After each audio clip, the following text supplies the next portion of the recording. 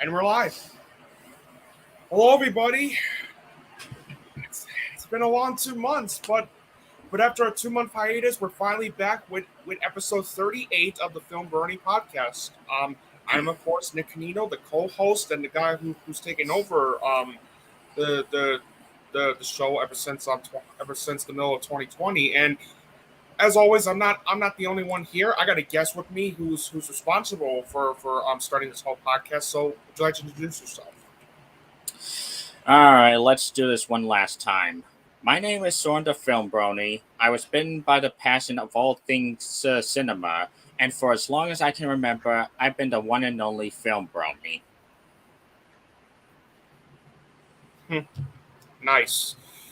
We got a lot of it's been 2 months, guys, but lot of things have been going on in our lives. Been trying to catch up on a lot of movies and stuff, which we're going to talk about today on this podcast. And be sure to stay tuned after episode 38, because episode 39 will be our 10 worst and best movies that Søren and I saw this year so far. So be sure to stay tuned for that. And also. And I know this summer has been severely lacking in two-parters, like what with the Fast X or Spider-Man Across the Spiderverse or Mission Impossible Dead Reckoning. But don't worry, we won't just get this up. We won't delay this for 1 or 2 years. Right. And also another thing why I've been delaying, why this podcast has been not going on for 2 months, is because I've been facing a lot of like problems lately in terms of like family life. So that's why this podcast has been delayed for like 2 months. But we're back now, and also I've been working a lot. So of course I gotta work. I gotta work whenever I'm needed. So that's why this podcast has been delayed for 2 months. But don't worry, guys. We're here. We're here to start the show. And as always, since we're getting started, we're going to start out with our usual, which is the Blu-Ray Showcase. All right. I have a shit ton of Blu-ray since it's been 2 months, so here we go. The 90s version of 12 Angry Men. Nice. The Adjustment Bureau and The Good Shepherd. Nice. Airplane 1 and 2. All Quiet on the Western Front, the latest version. I still got to get that. Billy Madison and Happy Gilmore, two of Adam Sandler's better comedies. Nice. The Brothers Grimm. Nice. Bullet Train. Very underrated, in my opinion. The Clint Eastwood collection. The Conjuring. Nice. Dark City. Days of Heaven. Moana, Tangled, and The Little Mermaid. Nice. The Firm. Sweet. Frances Ha. A wonderful film from Noah Baumbach. Friday, Menace to Society and Set It Off. Fried Green Tomatoes. That's a good one. Goosebumps. Real surprise right there. Far From Heaven. One of Todd Haynes' finest movies. Heaven's Gate. Severely underrated, in my opinion. Hoodwinked and... Well, at least I have the first Hoodwinked. The Hunchback of Notre Dame, the Lon Chaney version. Nice. I Am Heath Ledger. If. Starring Malcolm McDowell. Jungle Fever. A really good one from Spike Lee. The Killing of a Sacred Deer. A very good one. The Last Temptation of Christ. One of Martin Scorsese's most overlooked films, in my opinion. Leave No Trace. That's a great film. The Longest Yard, the Burt Reynolds version. That's a great one too. Marty. Nice. M3gan. Memories of Murder. Nice. Mid-90s. That's a good one. The Milagro Beanfield War. Nice. The Mission. Awesome. Oliver Stone's Nixon. That's a great film. One of his finest films he's done, in my opinion. This huge Christopher Nolan collection. Hell yeah. An Officer and a Gentleman. That's a great film. Puss in Boots 1 and 2. Red Shoes and the Seven Dwarfs. Nice. The Russians are coming, the Russians are coming. Nice. The South Park movie. Bigger, longer, and uncut. That's a great film. The Sylvester Stallone collection. A Star is Born, the OG version. Nice. Them. Nice. Vengeance. That's a very good film. And last but not least, Tucker and Dale versus Evil. Nice. All right, I have a few Blu-rays myself. I don't have that much though, due to budget reasons. And one of them I might show again. I might show again, but it's only due to contest with another film that I saw in 2018 that became one of my favorites that year too. So, The Rider. I know I showed this one, but it's given to what's coming next. The Wife. I'll have to see that one. I heard Glenn Close was snubbed. Yeah. Dungeons and Dragons Honor Among Thieves. The biggest surprise I've seen this year so far. Indeed. And probably the only good recent Hasbro movie. Yeah, really. We'll talk about the other one in just a little bit. Yeah. John Wick Chapter 4. I'll have to get that one too. Yes, nice.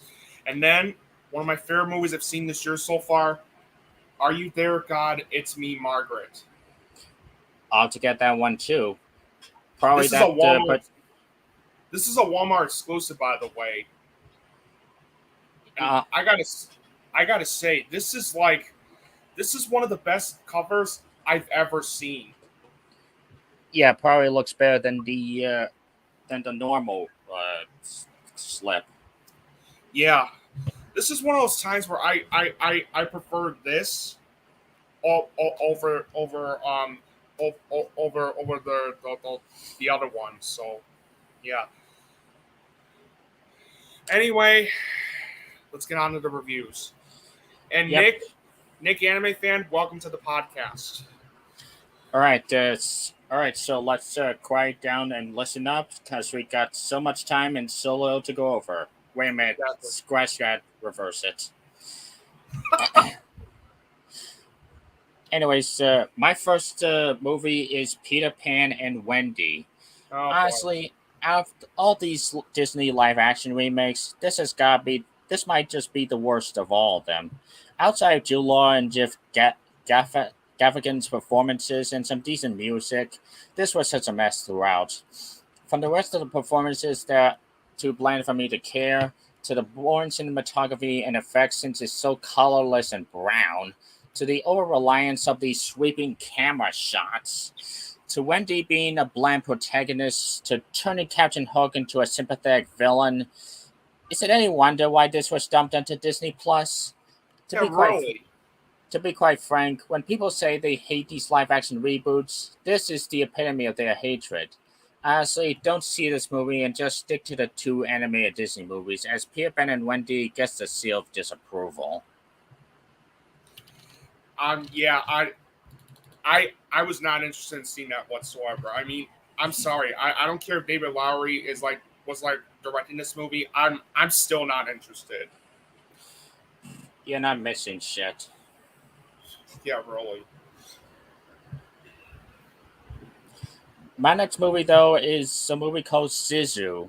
The story about an old prospector whose newly found gold gets stolen by Nazis and he promptly hunts them down is a hell of a blast.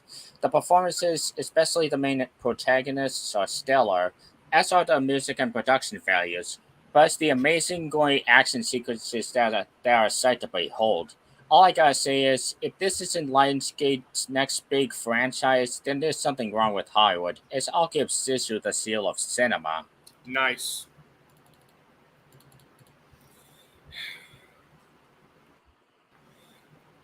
Oh, am I nuts? I guess so.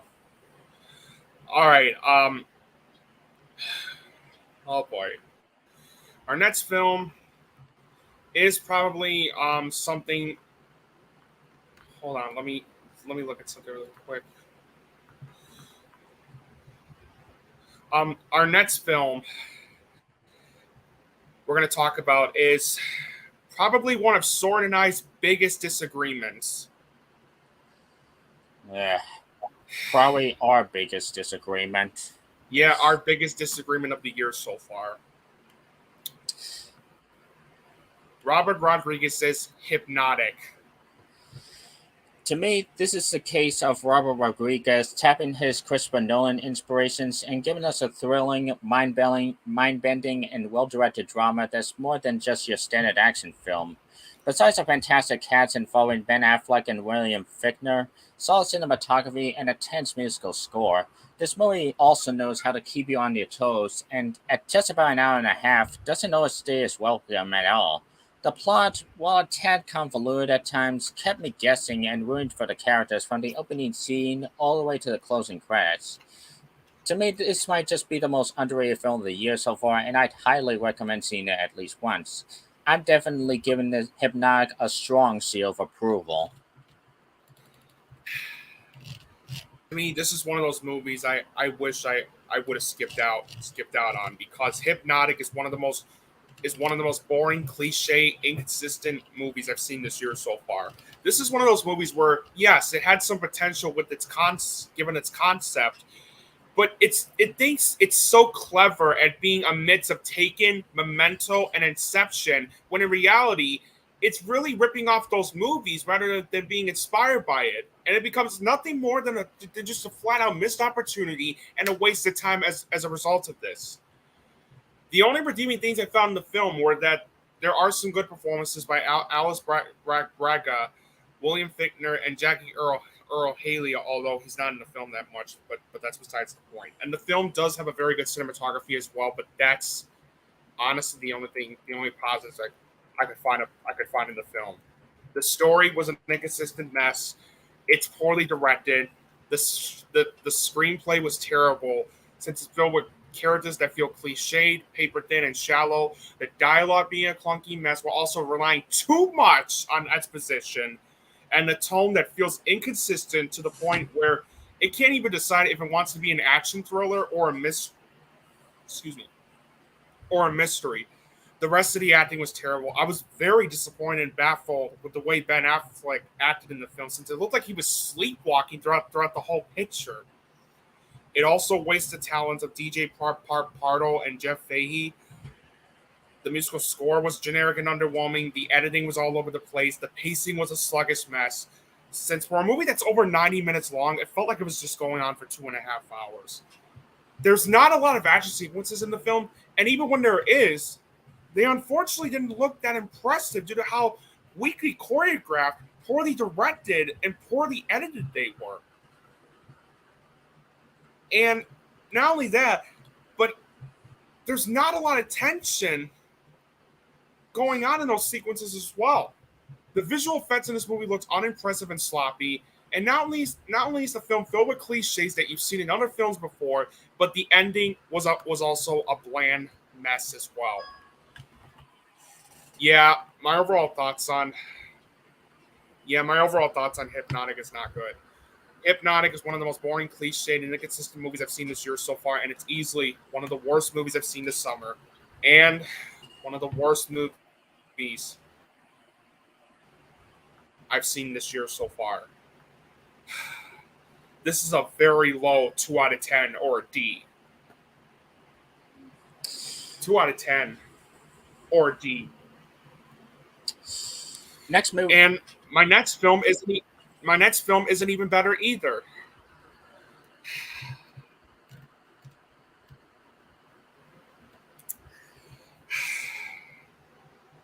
I hated the first movie.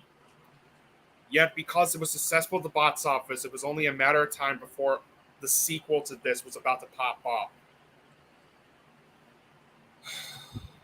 AKA a slightly better version of 50 Shades of Grey, but that's still terrible.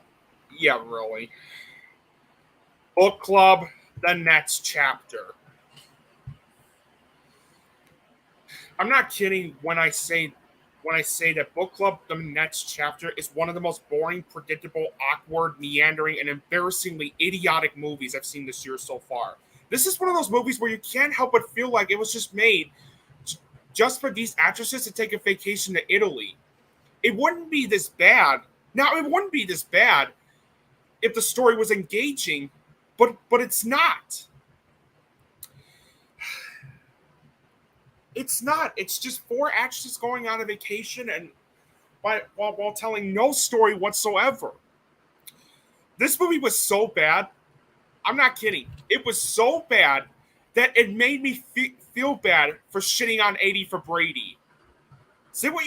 I may say what I want about 80 for Brady. As much as I couldn't stand that movie, at least I laughed a few times, and they did try to give out a good message of how you only get one chance in life, and you should spend it on whatever you have. But in Book Club, there's no message in here whatsoever, and worst of all, it just wasn't funny at all. I guess the only redeeming things in the film are that Diane Keaton, Jane Fonda, Candice Bergen, and Mary Steenburgen all give out good performances and chemistry together, and the film does have a very good cinematography as well, but that's about it. A misguided and messy story, awful script, awful directing. It wastes the talents of Craig T. Nelson, Andy Garcia, Don Johnson. The soundtrack was an obnoxious mess. The editing was a muddled mess. The pacing was also a sluggish mess. It's filled with cliches that you've seen in other films before. And not only is the film very predictable, especially with the ending where Jane Fonda's character, Vivian, ends up marrying Don Johnson's character, Arthur. But the best way I would describe every single joke in this movie is that they come across as being both cringeworthy and flat out idiotic. And that includes some of the lamest jokes I've seen in the movie this year so far, where there's this one scene, and I'm not making this up, by the way. There's this one scene where Diane Keaton puts on this mask between her eyes and says, "Very Christian Grey."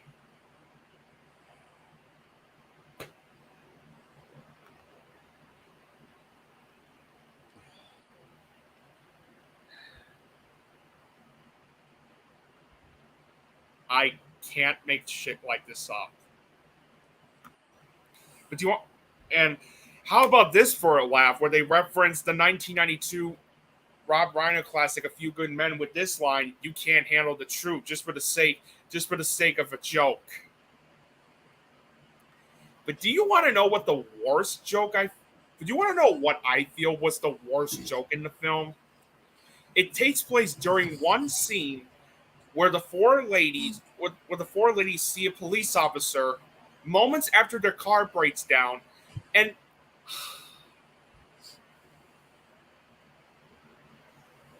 they had the audacity to make a joke where they mistake the police officer as a fucking stripper. I'm not making this up.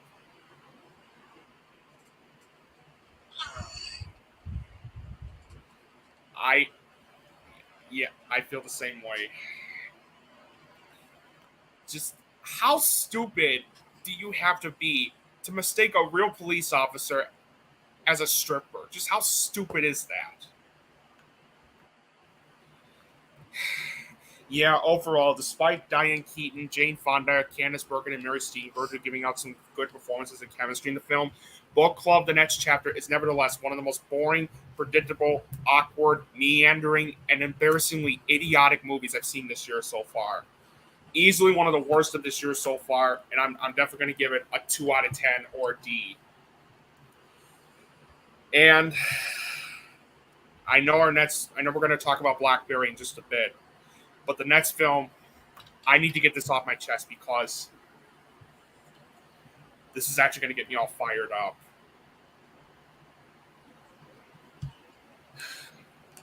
This is actually going to get me all fired up. So,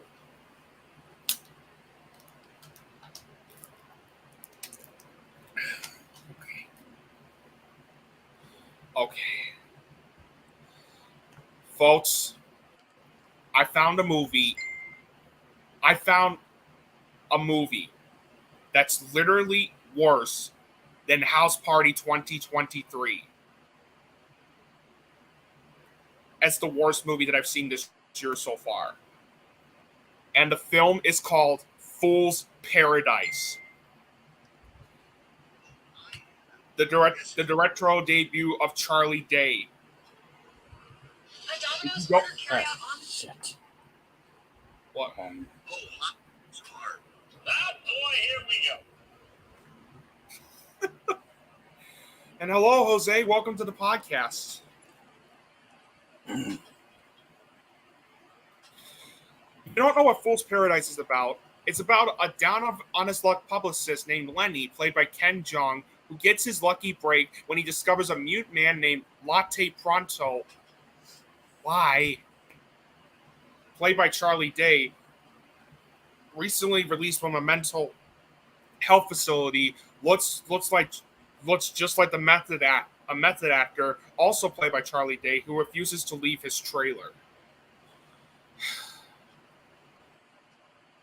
Where do I even begin with this? When I saw House Party 2023 earlier this year, I thought that I've seen the worst movie of the year so far. Yet I knew I would see something worse than that film later on in the year. And that's exactly what happened 4 months later after I saw Fool's Paradise. This movie was incredibly horrible. Like, so awful on so many levels.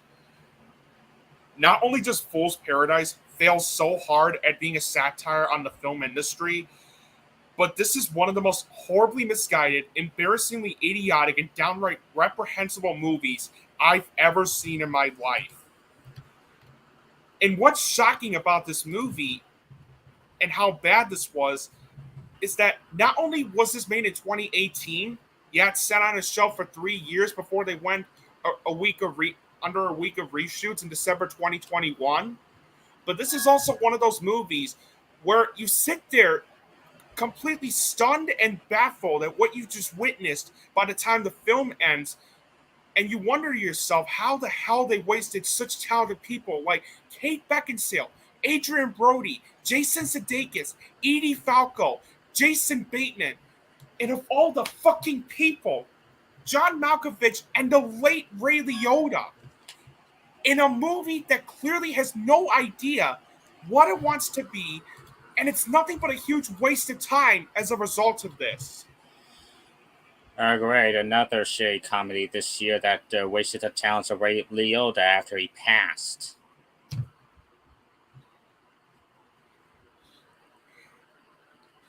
We'll talk about Oppenheimer in a little bit. And hey, Christian, it's been a while. Sure has. It's been a while, dude. We're just talking about Fool's Paradise, by the way. There was nothing redeeming in this movie whatsoever. To say that the story of Fool's Paradise is a horribly misguided and inconsistent mess would be a huge understatement. Because this is one of those movies where the story feels so messy that it can't even decide what it wants to be. Does it want to be a satire on the film industry, or does it want to focus on Charlie Day's character, Latte Pronto's rise and fall story, which includes his character all of a sudden getting married to Christina Dyer, played by Kate Beckinsale, except that ends up getting thrown out the window when later on in the film she comes to see Latte in the hospital, all blinded up with the patches in her eye, and ends up divorcing him, all because she thinks that Latte has been getting into fights, even though he clearly wasn't, and because he was getting severely injured on set? Does it want to be that? We don't know, because the movie never even bothers.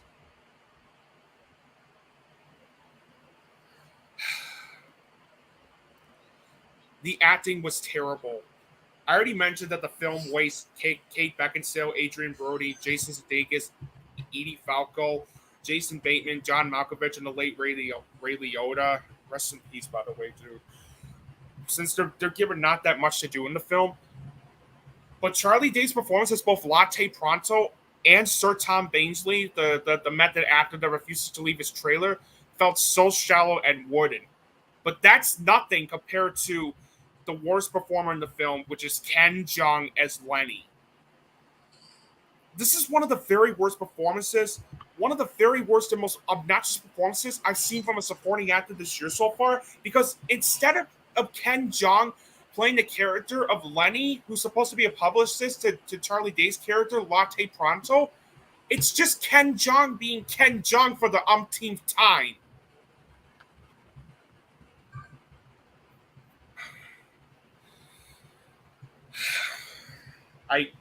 I can't make this shit up, man. The writing is atrocious. The writing is absolutely atrocious, since it contains characters that feel obnoxious and one-dimensional, a very inconsistent tone, as well as having some of the most idiotic dialogue I've ever heard in a movie this year so far. The directing was a muddled mess. The score was atrocious due to it sounding like something you would find and download from a music library on the internet. It wasted good cinematography. The editing was all over the place, and not only was the ending underwhelming as hell, as well as the film having some of the worst pacing I've ever seen in a movie this year so far. But even when it's a satire on the film, and even when the jokes are trying to be a satire on the film industry, it doesn't work. And there's this one scene they threw in the film that really pissed me off to no end. And this is actually going to get me all fired up. This is actually going to get me really angry.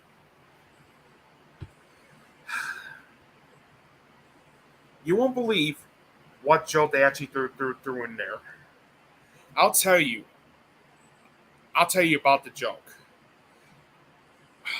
So it happens early on in the film, when we hear from the producer, played by Ray Liotta, about the passing of Sir Tom Bainsley after he accidentally killed himself while practicing a method acting technique of hanging himself, and yet they all brush this off like it's nothing, and they treat the method actor that accidentally killed himself like he's a fucking lunatic.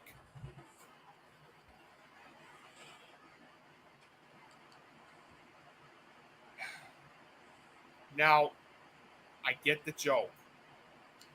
I get the joke they were trying to go for. Sometimes method actors can be very difficult to work with, especially when some go into their trailers just to like either be lazy or to just like take some drugs and stuff. But you don't throw in a suicide joke and then treat it. You don't throw in a joke about suicide and treat it like it's a fucking joke.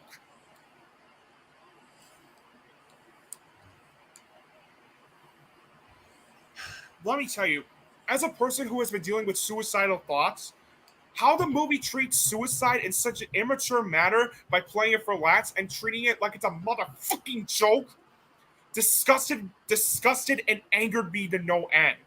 Like, did Charlie Day, while writing the screenplay, even know how human beings even work?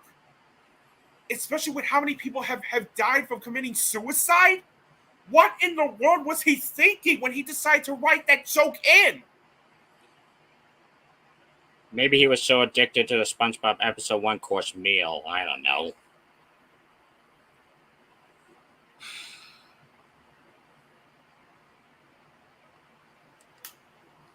overall, guys, Fool's Paradise. Fool's Paradise is one of the most horribly misguided, embarrassingly idiotic, and downright reprehensible movies I've ever seen in my life. This is a new low for Charlie Day. When you make your performance in Fist Fight look more Oscar-worthy in comparison, you know you made one of the worst movies I've seen in my entire life. This is the worst movie that I've seen this year so far, and easily the worst film I've seen this summer. And hold on, I'm about to pull up the sound clip because actually you won't believe this, but I invented a new sound clip for this for movies that received this rating. Let me pull it up for a second.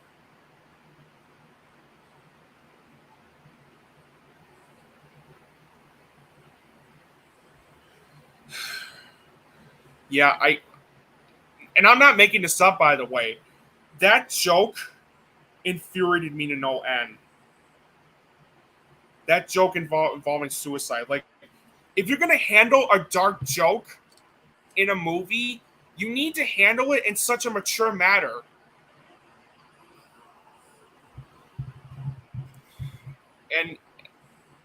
And to answer your question, Jose, I'm doing just fine. I'm okay. Yeah. Hold on. I'm trying to find this. Sorry about that, guys. Sorry about that, guys. Sorry for keeping you waiting. It's just I wasn't prepared for this. I wasn't prepared for everything that's about to happen in the podcast. But anyway, all right, there we go. Let me go to downloads. Aha, there we go. All right, so yeah, Fool's Paradise is without a doubt the worst movie that I've seen this year so far, and it's joining House Party as being the second movie this year to earn a 0 out of 10 or an F.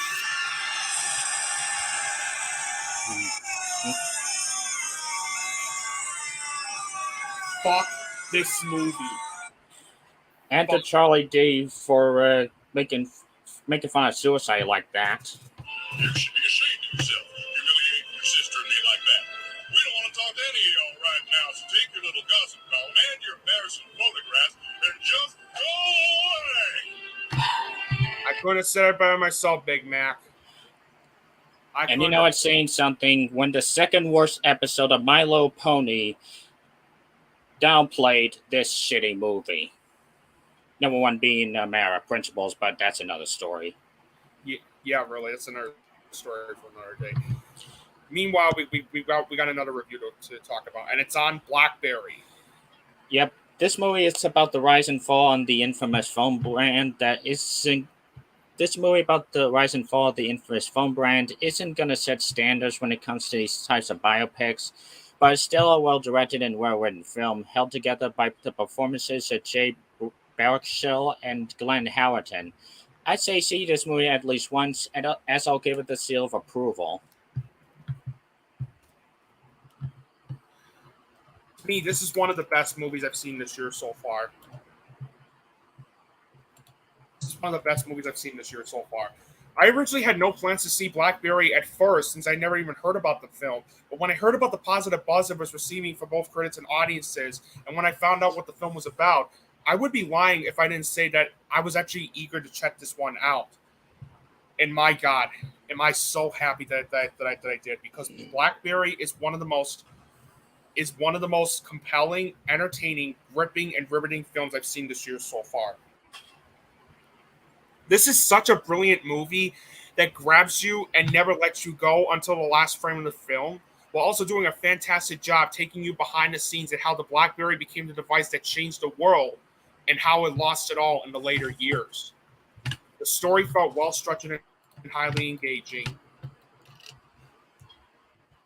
The directing by Matt Johnson was fantastic. And the screenplay that he and Matthew Miller wrote for the film was fantastic as well, since it contains riveting dialogue and the tone carefully balancing its comedic and dramatic tone successfully.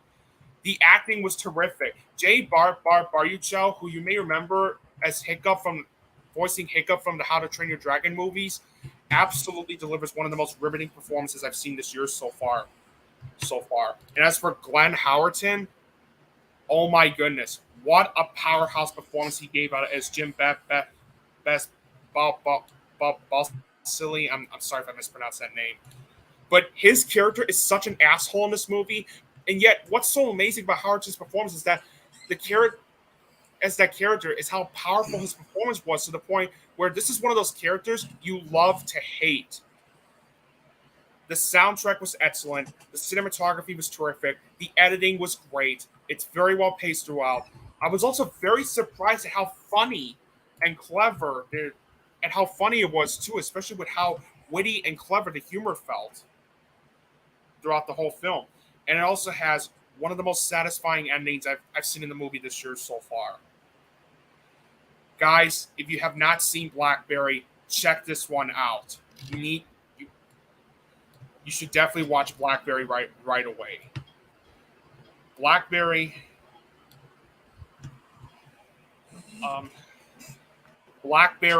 features two of the best breakthrough performances I've seen this year so far by Jay Baruchel and Glenn Howerton, and it's one of the sharpest and most entertaining, compelling, gripping, and riveting films I've seen this year so far.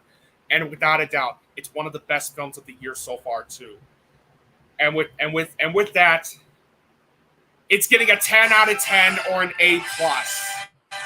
One of the year's best. Well done, guys. Next movie we have is The Mother. To call this a boring mess would be a compliment. This movie takes all the action movie tropes and glues them together with its bland as hell characters, poor editing, a lack of chemistry between J-Lo and her daughter, and scenes that just drag out so much that I was just starving for something to happen. Honestly, this is just another disposable Netflix action movie, as I'm giving the seal of disapproval. One of those movies. Apparently.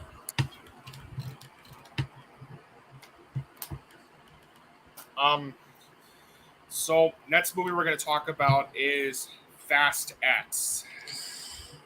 Frankly, after the sour aftertaste of Fast and Furious 9, this was a huge step up.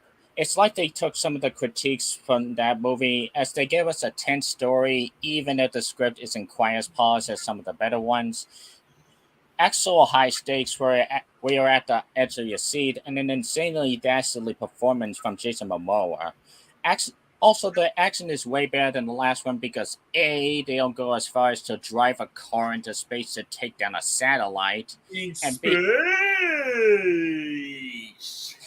B, you actually feel the characters, as there are times where they're in actual peril, and there's surprisingly a body count in this movie. After this movie, my faith is back up for this franchise, and I'm eager to see how the next two movies cap this franchise off, as I'll give Fast X the seal of approval.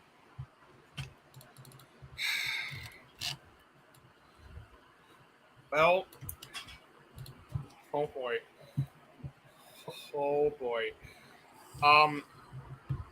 Now I'll say this: is this as bad or worse than F9: The Fast Saga? No, but I nevertheless found Fast X to be one of the worst installments of the Fast and Furious movie franchises, mainly because this is one of those movies where you can't help but feel like this franchise has officially run out of gas, since it seems like the people behind these movies aren't trying anymore, and with how it lacks any stakes with its storytelling and or character development.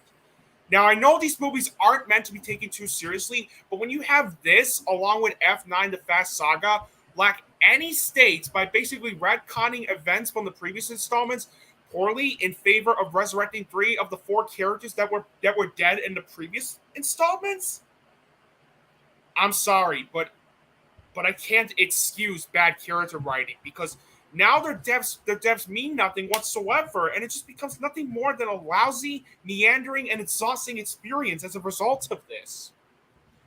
The only positives I have with the film were that most of the acting was solid.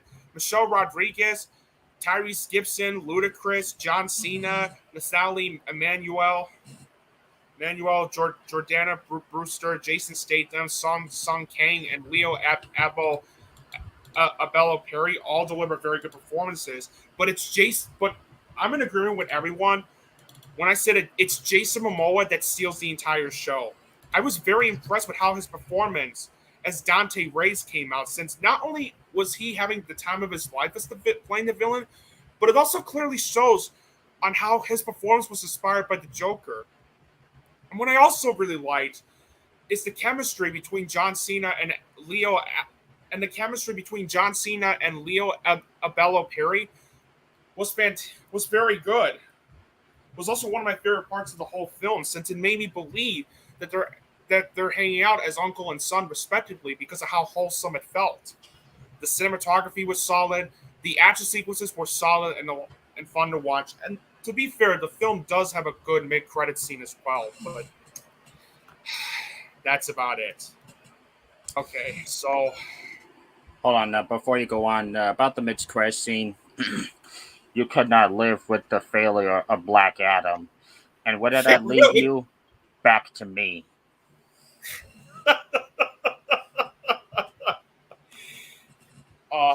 Yeah. So it's better than F9, but that's not saying much.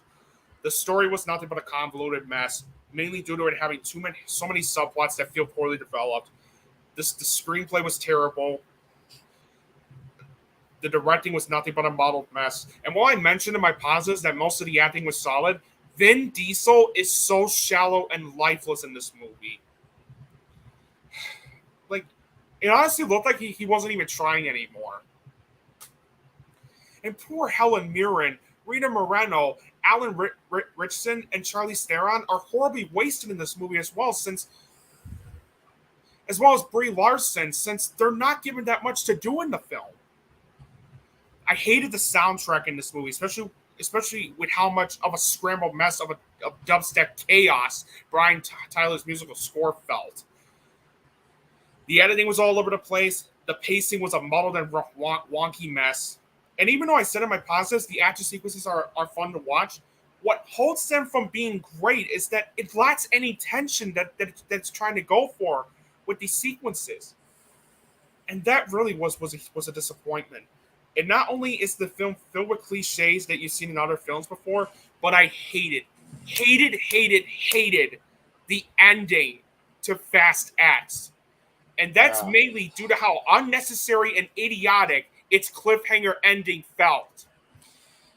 Like, what were they thinking? Yeah, unlike films like Denisovich's Dune and Across the Spiderverse, where they had some sort of closure, this one just stops in the middle of an action sequence.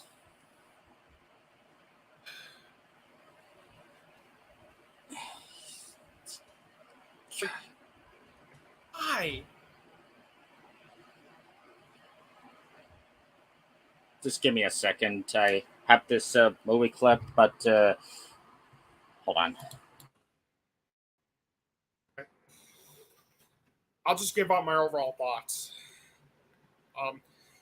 Yeah, overall, it is a slight improvement over. It is an improvement over F9, the Fast Saga, but I nevertheless found Fast S to be one of the lousiest and most idiotic and ineptly convoluted films I've ever seen in any of the Fast and Furious movies. 3 out of 10, or a D+. Sorry, guys, but I just did not like this movie whatsoever. Sorry about that, guys. I had an important call to take care of, but I got this movie clip that I wanted to play. Okay. If only my phone would actually work.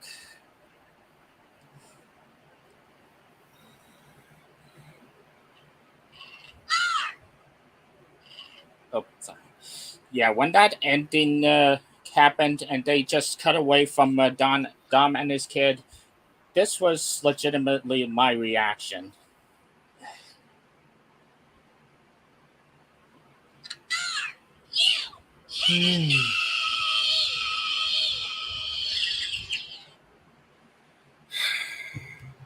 Yeah, really. Like you can't just stop in the middle of an action sequence and just end it there. Yeah. Anyways, Anyway, we're gonna move on to our next movie, which is the new Paul Schrader film, Master Gardener. I thought Paul Schrader would have pulled it out of the park in doing for gardeners what he did for forced reform priests, card counters, and taxi drivers. However, in spite of some good acting and some tense scenes here and there, I felt the story was all over the place, and at times I couldn't tell you the plot at gunpoint. As a result of this, I was kind of bored and uninterested throughout its near 2 hour runtime. I haven't seen all of Paul Schrader's movies, but this was the first time he's ever disappointed me, as I'll give it the seal of accuracy. Yeah, I'm with you. I I thought it was decent, but compared to his last two movies, which were First Reformed and The Card Counter, which I really loved, I was a little disappointed with how Master Gardener turned out. Now, granted, it's very well acted, especially from Joel Edgerton, who gives out such a fantastic performance in the film, while Sigourney Weaver, Quintessa Swindell, and Issei Morales also deliver some great performances in the film as well. It's well directed, so you can see the vision and passion he had behind the camera. It has a haunting soundtrack, fantastic cinematography, decent editing, and some thrilling and intriguing moments that actually did have me on the edge of my seat. However, Paul Schrader's messy screenplay, the story trying a bit too hard to be like Dances with Wolves, mixed with American History X, as well as its wonky pacing and its underwhelming ending, was what kept it from being what could have been another great movie in Schrader's filmography. So overall, while I found the film to be disappointingly messy and convoluted in terms of its storytelling, Master Gardener is nevertheless a decent movie that's worth checking out just for Joel Edgerton's riveting performance. So 6 out of 10 or a B minus. And next movie I'm about to talk about is Carmen, and it's the reimagining of the well-known story of the same name, where we follow the titular character played by Melissa Barrera from Scream 5 and 6 and in the Heights on a quest to find freedom, who embarks upon a dramatic and life-altering journey from Mexico to Los Angeles, along with Paul Mescal's character as well. I really like this one a lot. The acting was terrific, especially from Paul Mescal and Melissa Barrera, who both delivered some terrific performances and chemistry in the film. The story felt well-structured and engaging. The screenplay was solid since it featured good dialogue and great character development. It's very well directed. Nicholas Bertel's musical score was fantastic. The cinematography was terrific. The set design was terrific. And the ending was very good. My only problems I have with the film were that the movie does suffer through some pacing issues in the middle. There were some editing choices made in the film that came across as being uneven, but that's really it. Overall, as a completely different take on the classic story of the same name, I thought Carmen was such a mesmerizing experience from start to finish. So 8 out of 10 or B plus. I really enjoyed this movie. And I really recommend this one. Next movie, we have Sanctuary. This was a tense thriller held together. Actually, we're going to move on to The Little Mermaid first. Okay. This particular remake was okay. Just okay. I do have my fair share of issues throughout, including the visuals and special effects being bland and lackluster at best. Also, there are some minor changes here and there that just kind of got under my nerves. Javier Bardem was pretty bland compared to the original King Triton, but he's Oscar-worthy compared to Awkwafina phoning it in as the gender-bended Scuttle, especially with that freaking rap she has to get through. However, oh my god, don't even get me started on that. However, the rest of the cast pulls it off. Halle Bailey makes Joey Benson proud at recapturing the vocal and emotional performance as Ariel, and Melissa McCarthy steals the show as the villain as Ursula. I can also appreciate the bigger role given to Prince Eric, and his chemistry with Ariel throughout the film alone makes this worth seeing. So, So while this may be one of the weaker Disney remakes, it's not the absolute worst either. I still see the original anime classic any day of the week, but I'd still recommend renting this at least once. So I'll give The Little Mermaid 2023 the seal of accuracy. I wasn't a fan of this film at all. Now, to be fair, it wasn't as bad as like some of the other Disney live action remakes, whether it's like Aladdin, The Lion King, or Mulan, which I absolutely despise those movies. But since it does feature Holly Bailey's brilliant performance as Ariel, and since it does have some memorable and entertaining moments here and there, however, I can't bring myself to say that The Little Mermaid is a good Disney live action remake in my eyes, since this is one of those remakes where not only does it feel unnecessary, but it also feels cliched and pretty underwhelming to say the least. There are some good things in the film, though. Like most of the acting was very good. Holly Bailey gives out such a fantastic performance. I agree with Søren here that she was fantastic as Ariel, and her singing in the film is nothing short of amazing. I was also surprised with how good Jonah Howard King was as Eric. Melissa McCarthy was great as Ursula. Jacob Tremblay gives out a very good vocal performance as the voice of Flounder, and I thought Harvey Bardem was fine as King Triton. Alan Menken's score was, as always, was very good. I enjoyed most of the musical numbers in the film, with Holly Bailey's rendition of "Part of Your World" being the biggest highlight of the whole film. The cinematography was very good, and the film has some really good production and costume design as well. However, the movie was a mess. The story was a model mess, especially with some of the changes they made that came across as being really stupid in my eyes.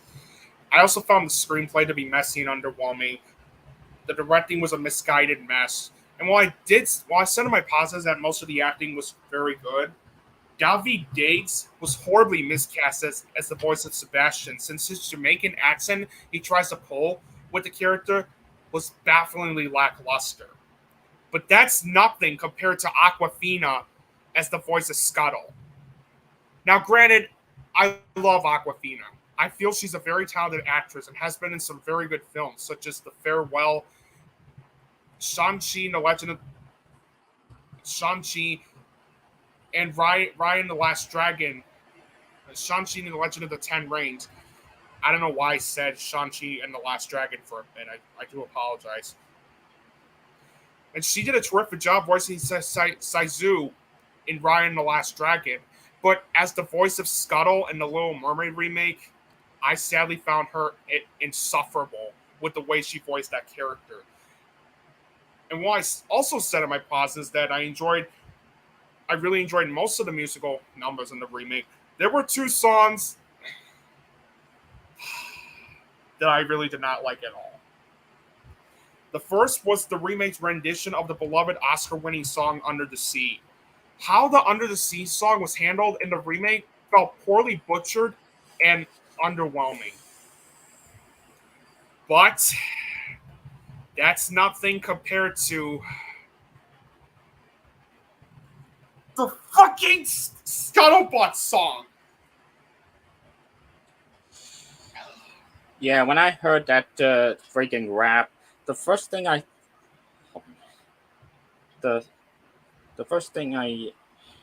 sorry about that, my phone. When I heard that song, the first thing I thought was, can we have this skull singing back? Shit. Can we have this Scuttle singing back?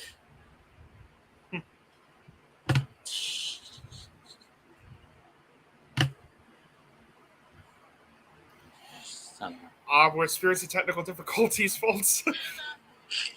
Can we have this skull singing back?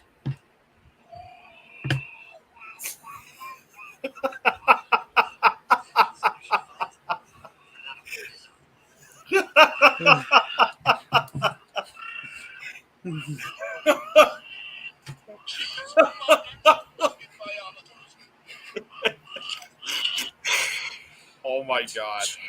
Trust me, Sebastian, his singing is Oscar worthy compared to that freaking rap. Yeah, really.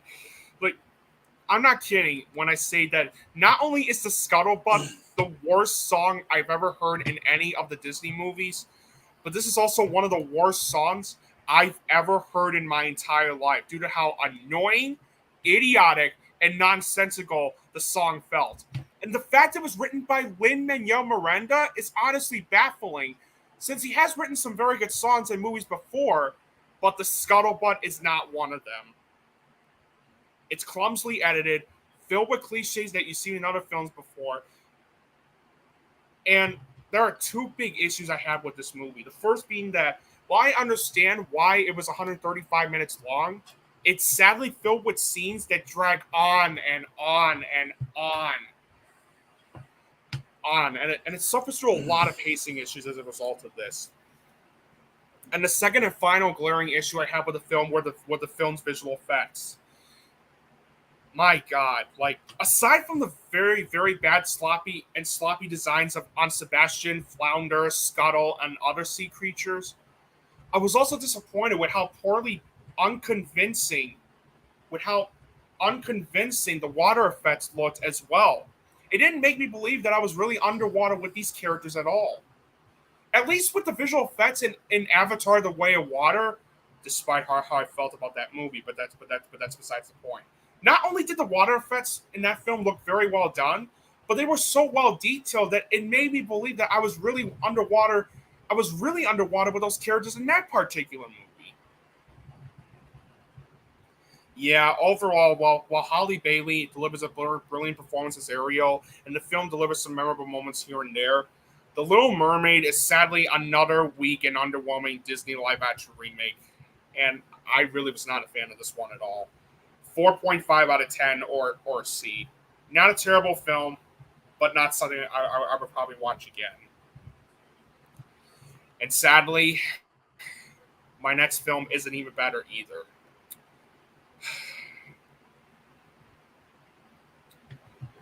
I can't believe I have to talk about this one.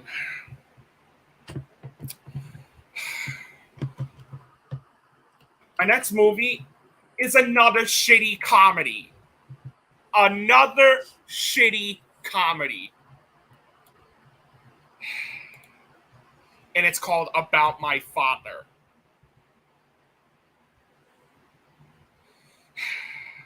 The studios behind this never give Sebastian Maniscalco any power to you know what, I don't even know what the hell I'm saying. Yeah, it's about my father. So if you don't know what About My Father is about, it centers around Sebastian, played by Sebastian Maniscalco, who is encouraged by his fiancée, played by Leslie Bibb, to bring his father Salvo, played by Robert De Niro, to a weekend get-together with his super rich and exceedingly eccentric family, all played by Kim Cattrall, Anders Holm, and Brett Deer, and David Rash. The weekend develops into what can only be described as a culture clash, leaving Sebastian and Salvo to discover that the great thing about family is everything about family. Yeah, like we haven't seen that before. Excuse me.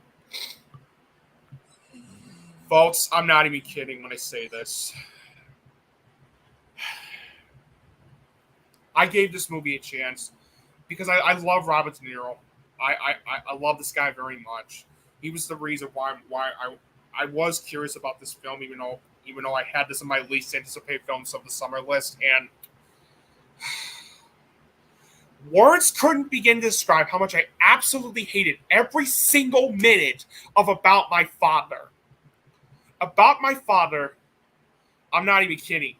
This was one of the toughest movies I've ever had to sit through. It was really tough to sit through. And that's mainly due to how cliched, predictable, juvenile, idiotic, and completely unfunny the whole thing felt. And it shows why Sebastian Maniscalco, even despite the fact on how much I like him and how much of a good actor he is, just cannot do comedy. I've never been a fan of his stand-up either. He's like one of those annoying kids. You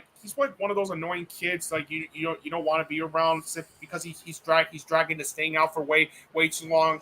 and he acts like an annoying man-child.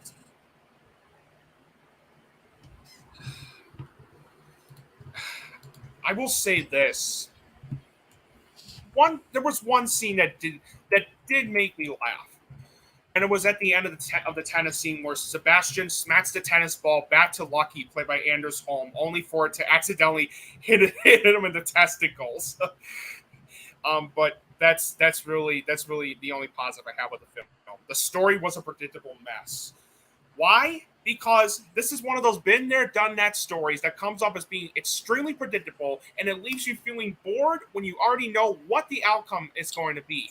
Of course, you know that Sebastian and his father are going to make up at the end of the film, even despite how much they were arguing and bickering throughout the entire thing. And you know that Sebastian and his fiancee, played by Leslie Bibb, are going to be back together and propose after they had their conflicts early on in the film. And I hope you like Sebastian narrating throughout the entire film, like he's trying to be like Ray Liotta's character Henry Hill from Goodfellas, because that's literally what he does throughout the entire thing. And it's just nothing but Sebastian's character pumping out exposition as a result of this. This is the type of filmmaking and writing I hate the most, because by throwing so much exposition, the movie treats its audience like they're idiots and are not going to get what's going on, even though we already know what is going on throughout the entire movie. You didn't need to have Sebastian narrate the entire film while also dumping exposition on us.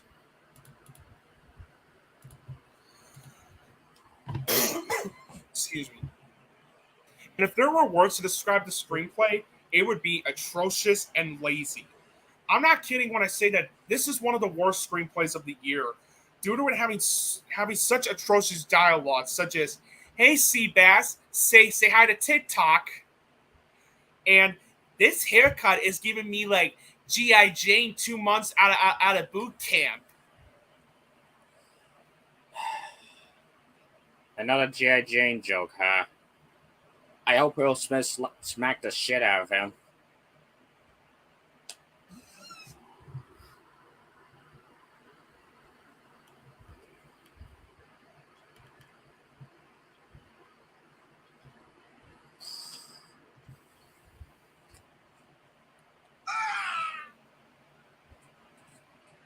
Wait, hold on. Some better.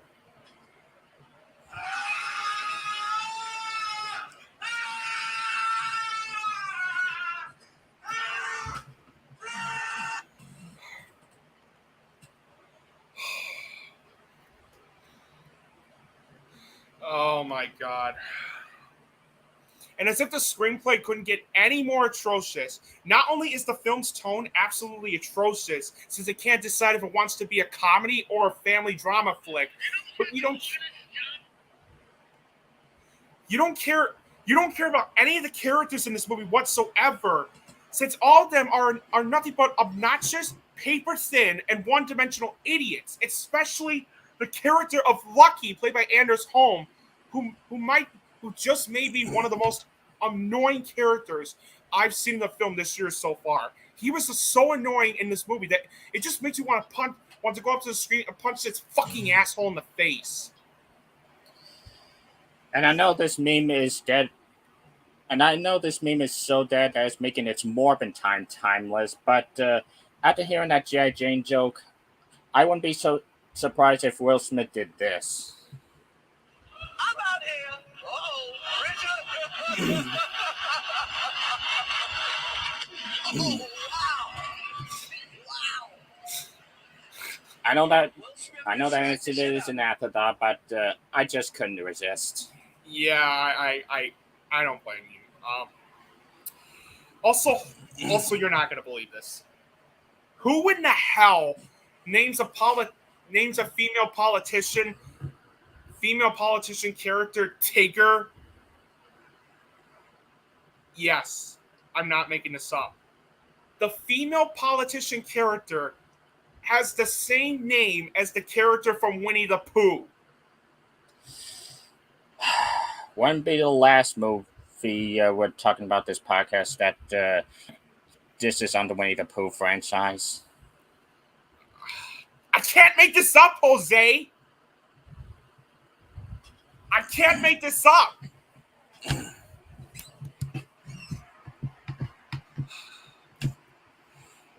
99% of the jokes throughout the film are just atrocious. Minus actually 99.5%.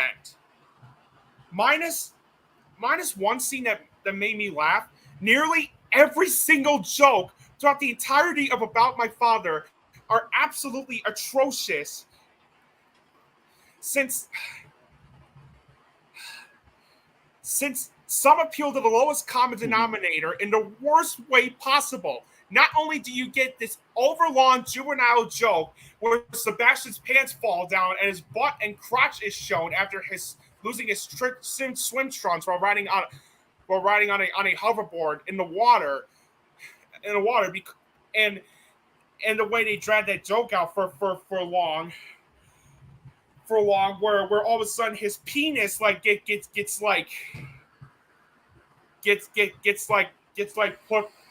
pressed into the glass because he's got a hairy, his ass is showing, and he's got such a hairy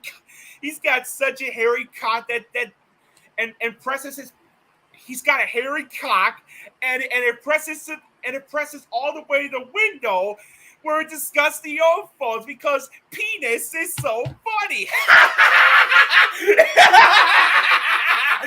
I'm too old for this shit.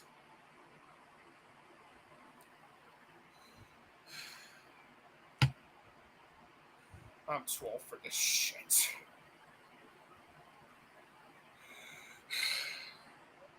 Not only do you get that,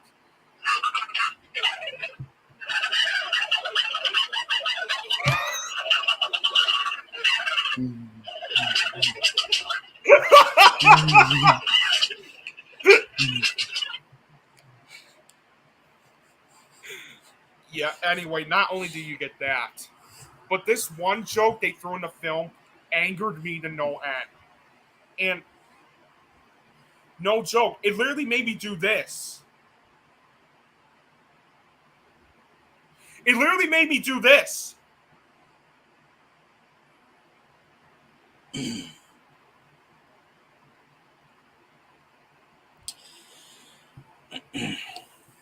Hold on.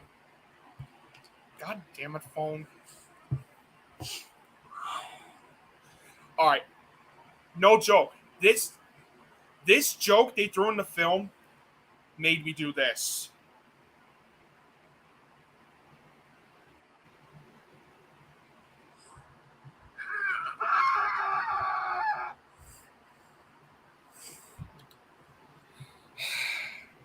And I shit you not.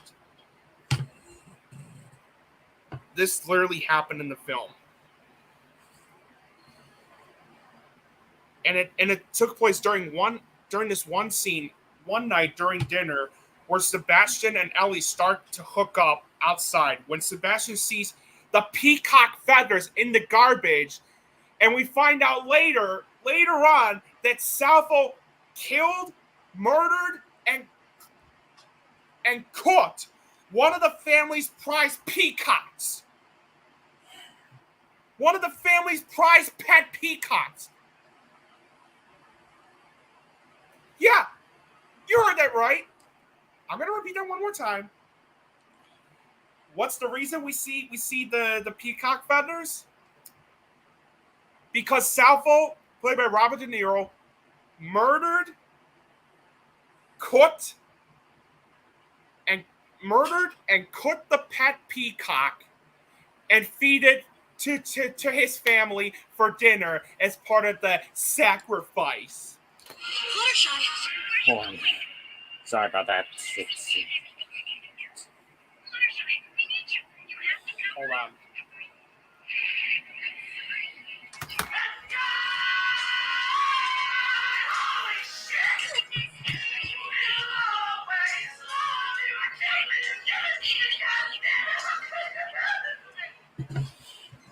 And this is a message from a fellow animal lover after that peacock scene.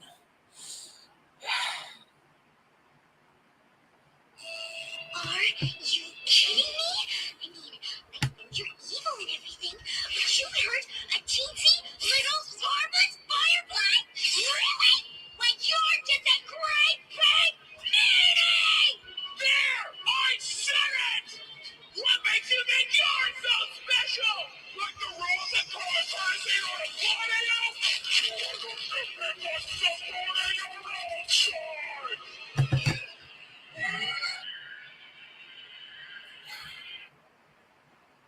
My thoughts exactly, Fluttershy.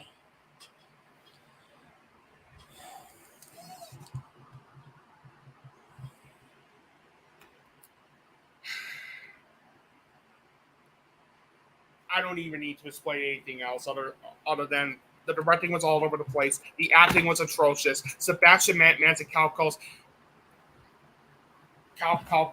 and Anders Holm are both insufferable and obnoxious in this movie, and it wastes the talents of Robert De Niro, Leslie Bibb, David Rash, and Kim Cattrall. The soundtrack annoyed the shit out of me. Both the cinematography and editing are atrocious, since they look like made-for-TV garbage. The pacing was a sluggish mess, since for a movie that's 90 minutes long, it felt like it was going on for 3 hours. And not only is the film filled with cliches that you've seen in other films before, but the ending was so goddamn predictable as well. And it's so sappy and corny to the point where you can't help but wonder if you're watching a movie that came from the Hallmark Channel. And I still can't get over that scene where the peacock gets murdered, killed, and eaten for dinner. Like,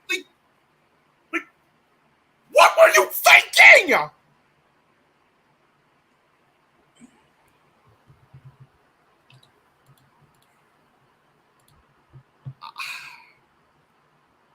Yeah, overall, About My Father is one of the most cynical, juvenile, idiotic, and downright predictable comedy films I've ever seen in my entire life.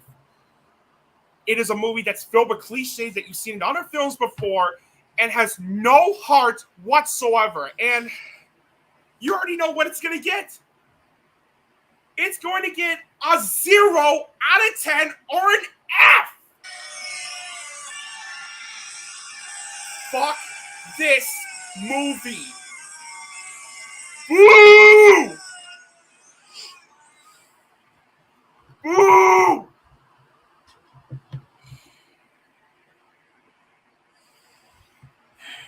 Let's just move on to the next film, please. Our next movie is Sanctuary. This was a tense thriller held together by two... Actually, our next movie is Kandahar. Kandahar, okay. This was such a slog to sit through. It takes about an hour to actually get anything going, and even when the action starts, I was just bored because I just didn't care about the dull as hell characters. Also, half the cinematography is just hard to make out. I mean, it's finely acted, but it's just not worth sitting through. I give it the seal mediocrity. Yeah, I'm with you. Kandahar is one of the most boring, cliched, and generic action thriller movies I've seen this year so far. This is one of those action movies where the film is full of cliches that you've seen in other films before, that it becomes nothing more than just a complete waste of time as a result of this. The only positives I have with the film is that the acting was solid, especially from Gerard Butler, who was good in the film. The cinematography was fine, and there are some decent action sequences in the third act. Other than that, you have a story that feels poorly structured and cliched. The screenplay being terrible due to it having characters feeling cliche and paper thin, bland dialogue, and the tone feeling inconsistent, where it can't decide if it wants to be an action thriller or a drama. The directing being nothing more than a muddled mess. The musical score feeling bland and forgettable. The editing being all over the place. Not to mention how poorly paced it is. And it's just filled with cliches that you've seen in other films before. It's also way too long. And not only is the film an underwhelming mess, but this last one may be a nitpick, but I couldn't help but notice this as I was watching the whole thing. Just how pathetic and misleading is it that the film is marketing itself as an action thriller, yet there's not a lot of action sequences in the film until the third act. Just how misleading is that? Yeah, 3 out of 10. or a D plus. I really did not like this movie at all. I would not recommend this one whatsoever. Not even if you're a fan of Gerard Butler. It's just not worth your time. But the next movie I'm going to talk about is one of the best movies I've seen this year so far. You Hurt My Feelings. This was an emotional romantic drama about how accusations can lead to a couple's relationship souring. I will say it's not for everyone due to a slow pace, but if you're into these type of movies, I'd say see it at least once, as I'll give it the seal of approval. I love this movie. I think it's one of the best films of the year so far. This was such a great movie that I'm really trying to gain my composure together. Guys. I'm really trying to gain my composure. Just after that rant we had. Okay, so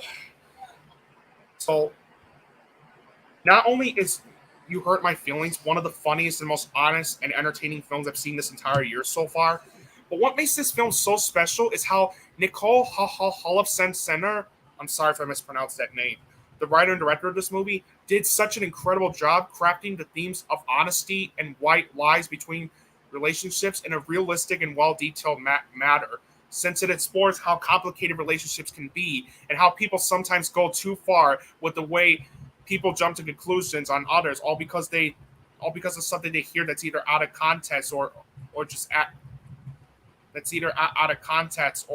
accusations and lies, and how people express their feelings on some piece of media in a sincere and honest way without hurting one's feelings. And it shows why Nicole is one of the best writers and directors working today as a result of this. The story felt highly engaging and well structured. Nicole's directing was fantastic, and the screenplay she wrote for the film is one of the best of the year so far, due to it having witty and clever dialogue, characters that feel fleshed out and feel like real people, and the tone carefully balancing its comedic and dramatic tone successfully. The acting was terrific. Juliette Louis-Dreyfus gives out one of her very best performances of her career as Beth. The way she performs that character felt compelling and natural. Tobias Menzies also delivers one of the best performances of the year so far as Don, since his performance also felt natural and compelling. Michaela Watkins, I'm sorry if I mispronounced that. Ariane Moyed, Owen Teague, Jenny Berlin, Amber Tamblyn, and David Cross also deliver some great performances in the film as well. The musical score was excellent. The cinematography is fantastic. The editing was great. The pacing was very good. Yes, it's a slow burn pace, which will turn some people off, but it worked for me because it fits the tone and realism that the film is trying to go for. And when I say that the film is funny, I mean it, because the humor in this movie felt witty and clever, especially since I'm not going to give away what happens, but there are some line deliveries as well as some scenes shown in the film that really had me laughing hysterically. And it also features one of my favorite endings I've seen in a movie this year so far.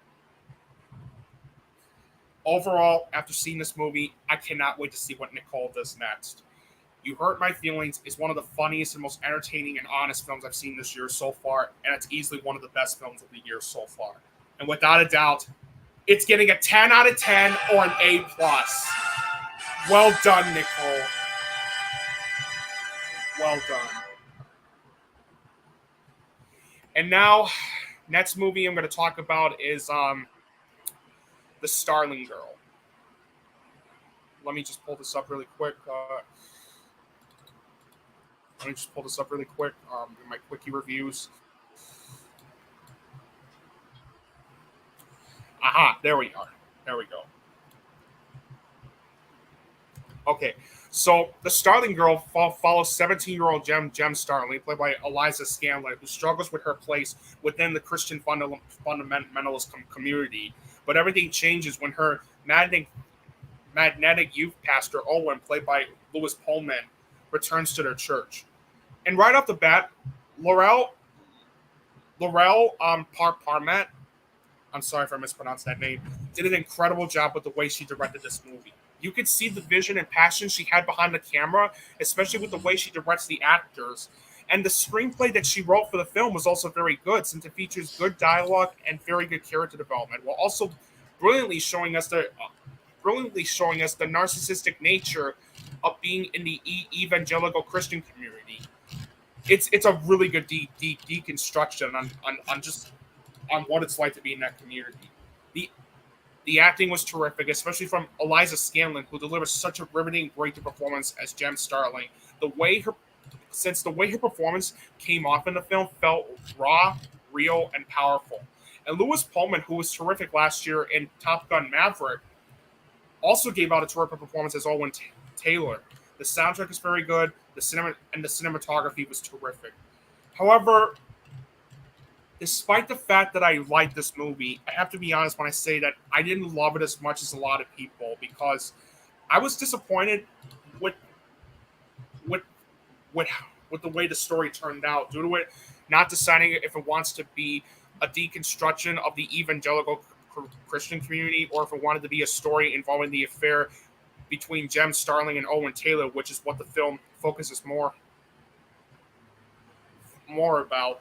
But it also suffers through a lot of pacing issues in the middle. And not only did the outcome of the affair did I find the outcome of the affair to be underwhelming, but I also found the ending to be a rushed mess as well. But it is a good movie. It is worth checking out just for Eliza Scanlon's brilliant breakthrough performance. And I did find this to be an honest and brilliant deconstruction of faith and desire. I do recommend this one, but I would recommend you watch at your own risk. You watch with caution. So, since there are some scenes shown in a relationship that will infuriate some people. So, 7 out of 10 or a B. And now we're going to finally get on to Sanctuary. Okay.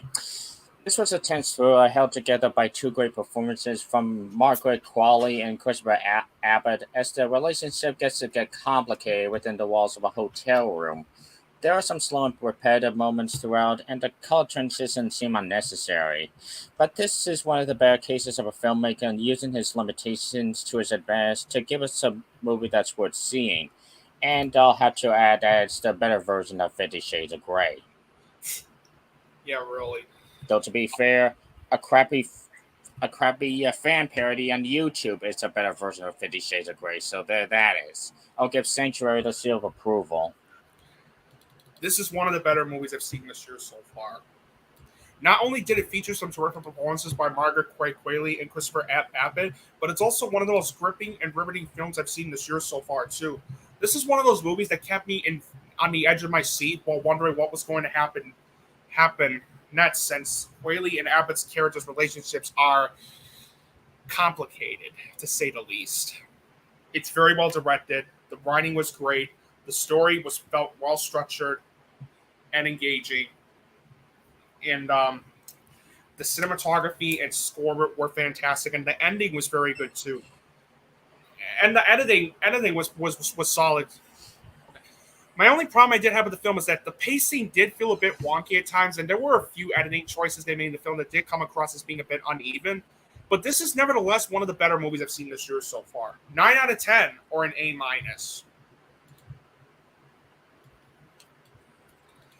And now we get to the big one.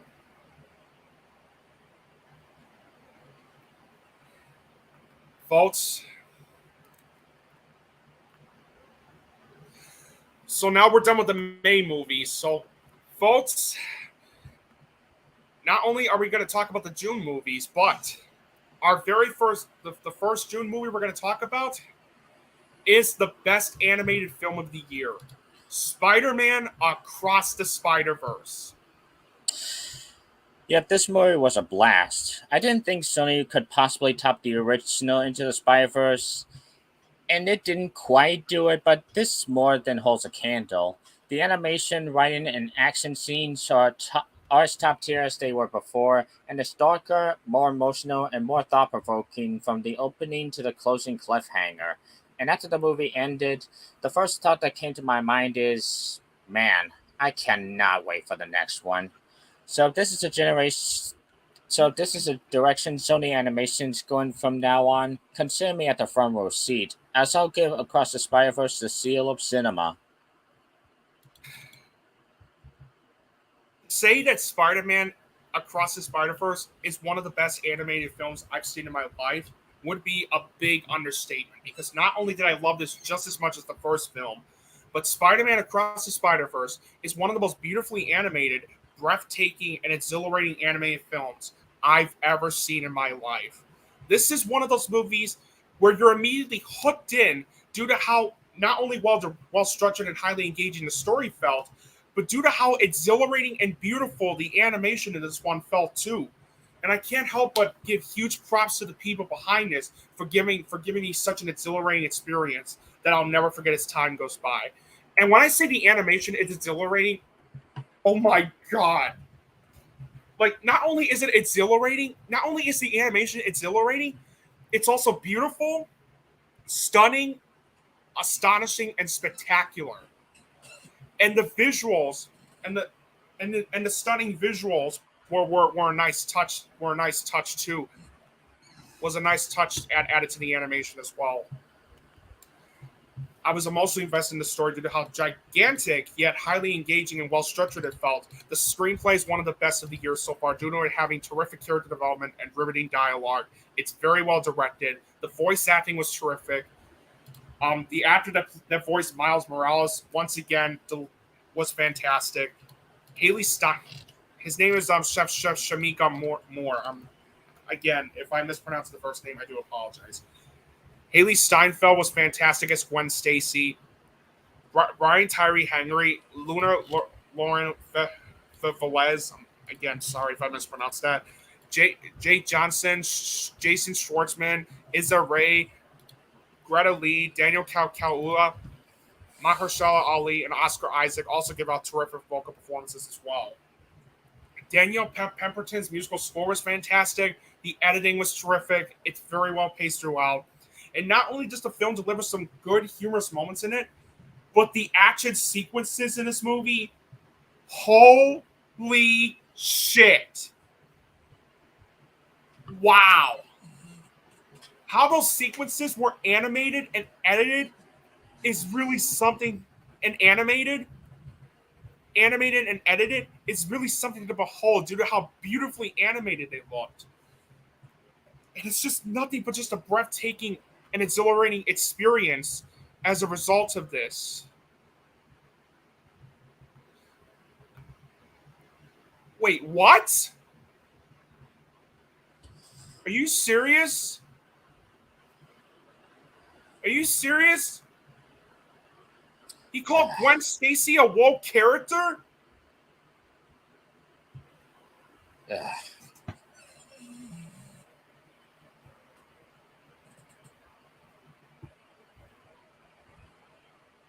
And it's no wonder we cut ties with him.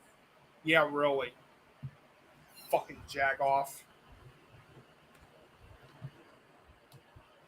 Anyway, and the ending left me not only hungry for more, but also excited for Spider-Man Beyond the Spider-Verse.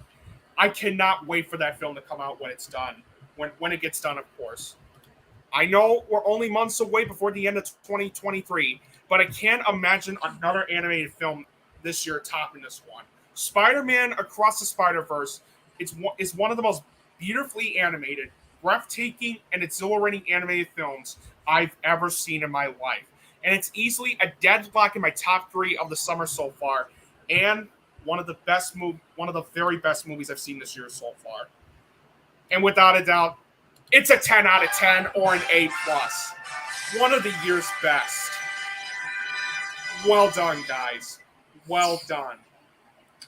Our next movie is another top-tier movie this year, Past Lives. Celine Song gives us a heart-wrenching drama about childhood friends who are separated to live their own lives. only to meet decades later as they contemplate the future of their relationship in their respective lives. The screenplay is among the year's best, but what also sells the story are the two main leads in their potential breakthroughs. If you're sick of all those trite romantic movies flying theaters and the Hallmark Channel, this is the movie for you, as Past Lives gets the seal of cinema. This is hands down. This was originally my number one film of the year so far until another film we're going to mention later took that spot. This is one of the very best romantic drama movies I've seen in my entire life. What makes Past Lives so special is that it shows on how complicated relationships can be and how it can be hard to say goodbye to a childhood best friend you know and love, whether he or she is moving to a different country or state. And when you're facing a reunion with that childhood friend you haven't seen in years, and when you're facing a reunion with a childhood friend you haven't seen in years, it's like a miracle. It's like it's like it's like it's like somebody it's like you witnessing somebody you haven't seen in years, and it's just an incredible experience all around. Celine Song did an incredible job making this one. Not only was it well directed, but the screenplay she wrote for the film is one of the best I've seen in 2023 so far, due to how well written the dialogue felt, how fleshed out and real the characters felt, especially the two main leads, Nora Moon and Hae Sung, and the performances are absolutely spectacular. Greta Lee gives out the best performance I've seen this year so far as Nora Moon, and that's mainly due to how raw and natural her performance felt. Teo Yu also gives out one of the very best performances I've seen this year so far as Hae Sung.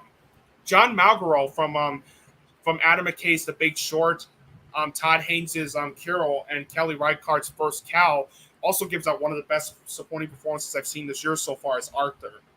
I was emotionally invested in the story due to how well structured and highly engaging it felt.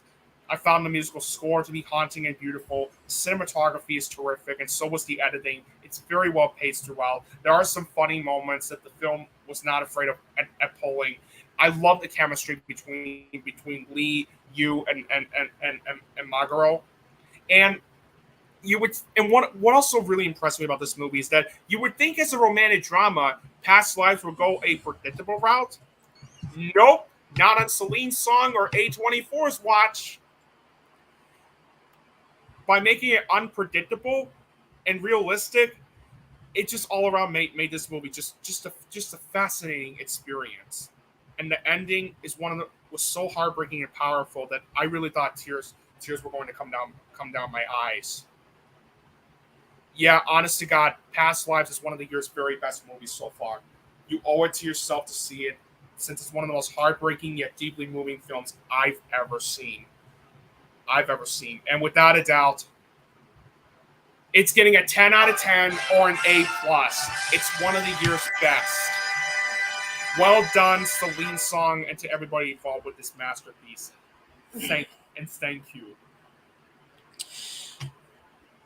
And speaking of overlooked gems, my next movie is a movie called Flamin' Hot. This movie pretty much came out of nowhere. A movie about the creation of Flamin' Hot Cheetos, directed by Eva Longoria, featuring a Latino lead. And it's safe to say this film delivered. Much like Tetris earlier this year, the direction is superb as the creative filmmaking keeps you engaged and never bored. Top it off with a stellar cast, and you got one of the biggest hidden gems of the year so far, and it gets the seal of cinema. My next film, however, is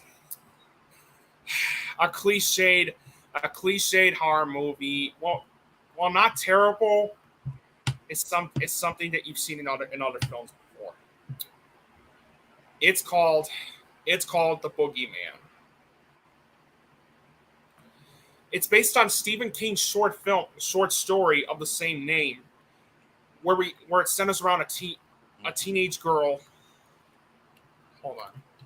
Where it centers around a teenage girl and her young sister, who while still reeling from the tragic death of their mother, find themselves plagued by a sadistic presence in their house and struggle to get their grieving father to pay attention before it's too late.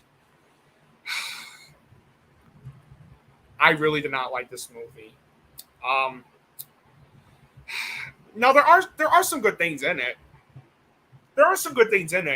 It's well acted, especially from Sophie Thatcher being the biggest standout as Sadie Harper. The cinematography is very good. Rob Savage's directing was good. The Boogeyman's creature design was very good, and the film has really good sound effects design, as well as some creepy atmospheric moments. Unfortunately, this movie was a mess. The story felt cliched and poorly structured. The writing felt messy due to it having clunky dialogue, and most of the characters, minus Sadie and Sawyer, feeling cliched and poorly developed. The musical scores are unremarkable and a dull mess. Some of the editing choices they made in the film came off as being a clunky mess. The pacing was all over the place at times, and the film is riddled with cliches that you've seen in other films before, including those fucking tiresome jump scares.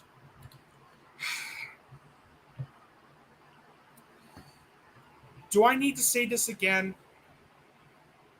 If you're going to use jump scares in the movie, you need to build tension. Because jump scares are not scary. Unless you build tension, they're not scary. Oh yeah, and another thing. When I say that the film is riddled with cliches that you've seen, I really mean it. Especially this cliche, this pet peeve of a cliche that I cannot stand in movies. And it's characters making stupid decisions for the sake of the plot. I know I'm gonna sound like one of the Looney Tunes characters with this, but you know what? I don't care. I don't care. How about, you know, to the characters in the Boogeyman? How about instead of fighting the Boogeyman in the dark, how about oh, I don't know, turn on those lights?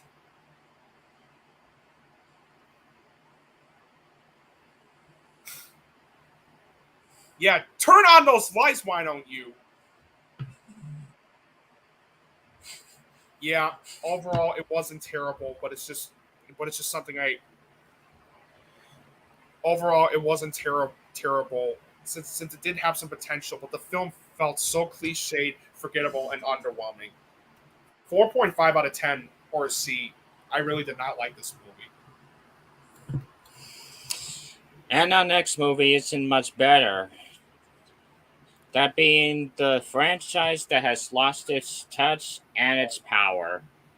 Transformers Rise of the Beasts. Transformers Rise of the Beasts. Sorry about that. It's safe to say this franchise has had its ups and downs.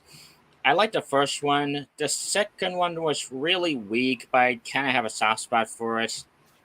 The third one was more the same in the first half, but really picked up in the second half. The fourth one I found underappreciated, and the fifth movie I found kind of a train wreck.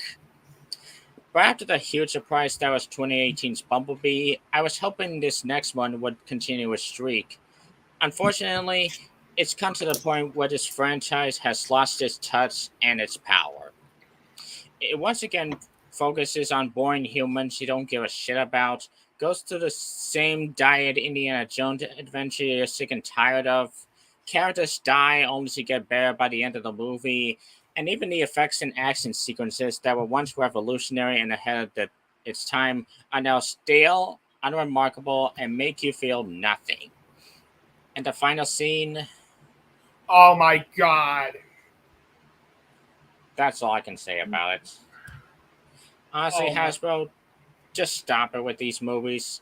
It's come to the point that even a moderate fan of this franchise like me is sick of it. And I'm giving Transformers 7 the seal of mediocrity.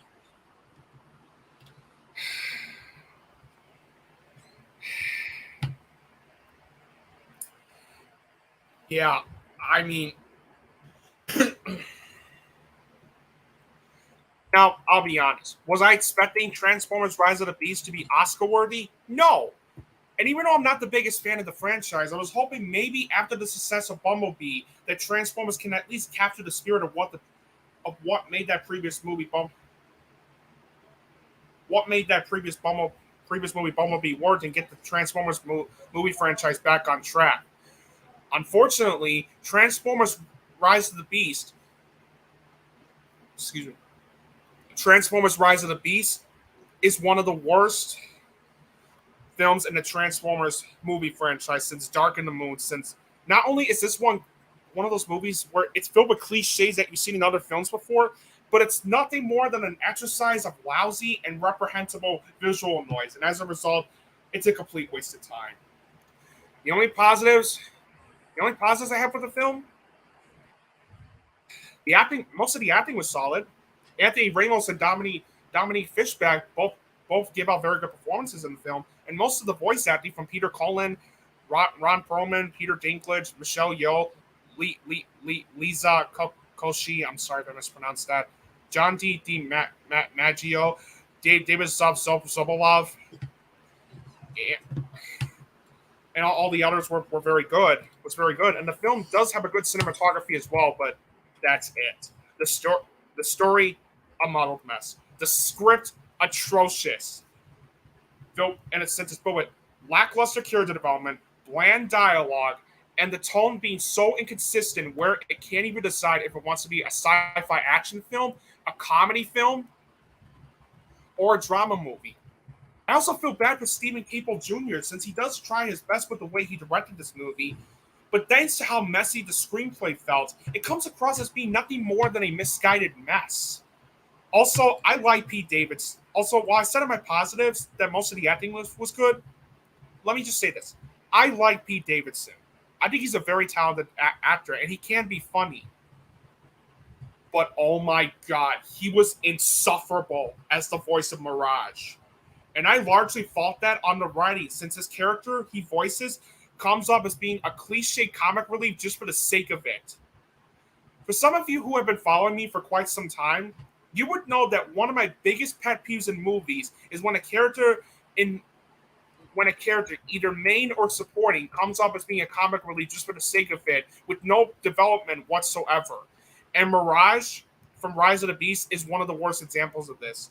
I get that he was trying to be like Jim Carrey's The Mask meets Bugs Bunny, but unlike those characters, the Mirage character has no development or personality whatsoever, other than he's just a comic relief just for the sake of it.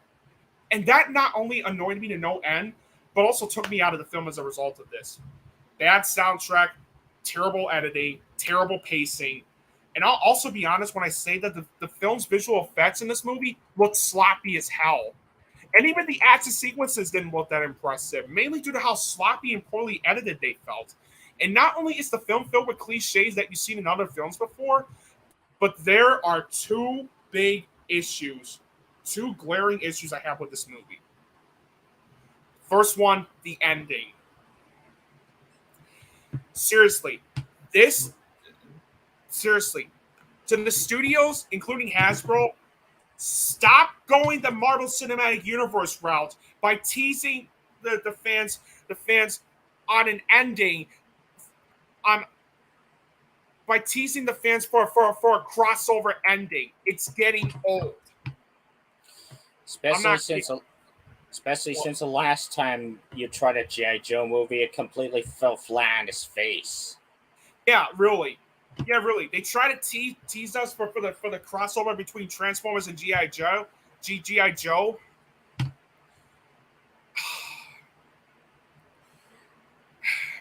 Even though it just feels shoehorned in, given the reputation both the G.I. Joe and Transformers movies, most of them received in the past years. And the second and final glaring issue I have with the film is the way I have with the movie is that this movie is called Rise of the Beast, meaning that the movie promises the fans that it will have the maximal characters from the Transformers Rise of the Beast, Transformers Beast Wars franchise, and yet not only are they barely in the movie, But even when they are, they don't get that much to do in the film whatsoever. Like, seriously, what kind of crappy marketing is that? You can't just make a movie that has the title called Rise of the Beast and have the Maximals just be nothing more than an afterthought by having them barely be in the movie and giving them barely anything to do. That is just misleading on so many levels. I mean, imagine if the second Star Wars movie was called Attack of the Clones, yet the clones only attack for a few minutes at the end. Ew. Right.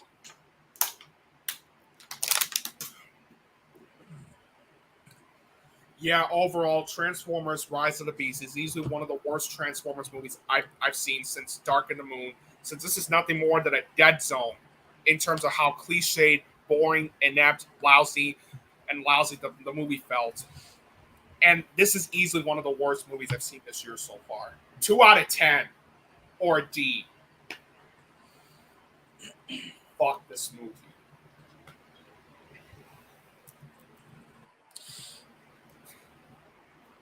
Fuck this movie. Stay away from it. Even if you're a huge Transformers fan.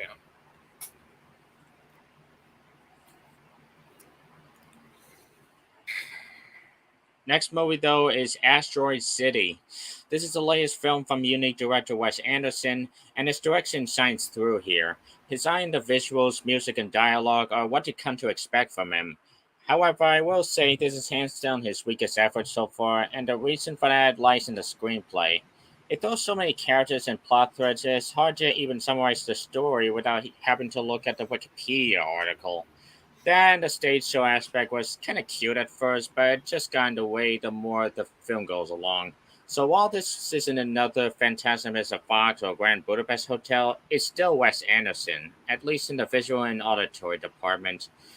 And I'll still look forward to what he has in store next. So I'll give Asteroid City a marginal seal of approval. I'm not surprised that it's dividing a lot of people, given how it's a lot to take in regarding its story and characters, and given that it's Wes Anderson being Wes Anderson at his quirkiest. However, I actually love this movie. I really love this movie. It's really hard to talk about this movie without spoiling it, but I will say this: if you're not a fan of Wes Anderson, you will not like this movie at all. But if you're a huge fan of Wes Anderson and you like his style of humor, then you will enjoy this one. And I'm a Wes Anderson fan, so I found this movie to be hilarious, highly engaging, and mesmerizing throughout. I found the story to be highly engaging. Wes Anderson's directing was terrific, and so was the screenplay in regards to the quirky, monotone characters, quirky dialogue, and the quirky and offbeat tone that Wes Anderson is known for doing in his movies. It's well acted. Alexandre Desplat's musical score was fantastic. Robbie Yeoman's cinematography was terrific. It's very well edited and well paced. The production values and costume design were terrific. And I love the dry humor that the film throws in as well. And the ending I thought was great. My only minor flaw I have with the film is that I did feel there were a couple scenes in the film that did drag a little bit, and they could have trimmed like 10 minutes of it down. But that's really it. I love this movie. I think it's one of the best films I've seen this summer and one of my favorite films of the year so far. 9.5 out of 10 or an A. I think I like this a bit better than The French Dispatch. And I love The French Dispatch. Next movie is Pixar's latest, Elemental. Now, I'll be honest with this one. After the trailer threw me off and the initial reviews called it among Pixar's worst, I was almost ready to tear this one apart, especially with the sour taste of Lightyear still in my mouth. And at first, the world building really threw me off. But once I actually got a taste of the story, I was surprisingly on board with it. So I guess you can say this is like the Cars franchise, where the saying can be a bit convoluted if you think about it too much, but what really saves it are the story and characters. Don't get me wrong, it's not the most original story in the world, and the climax at the end was entirely pointless. But I really fell for both Fireboy and Water Girl, Fire Girl and Water Boy, I guess, as I had to... Yeah, remember those games back in the day? as they have to explore their own problems and their own relationship.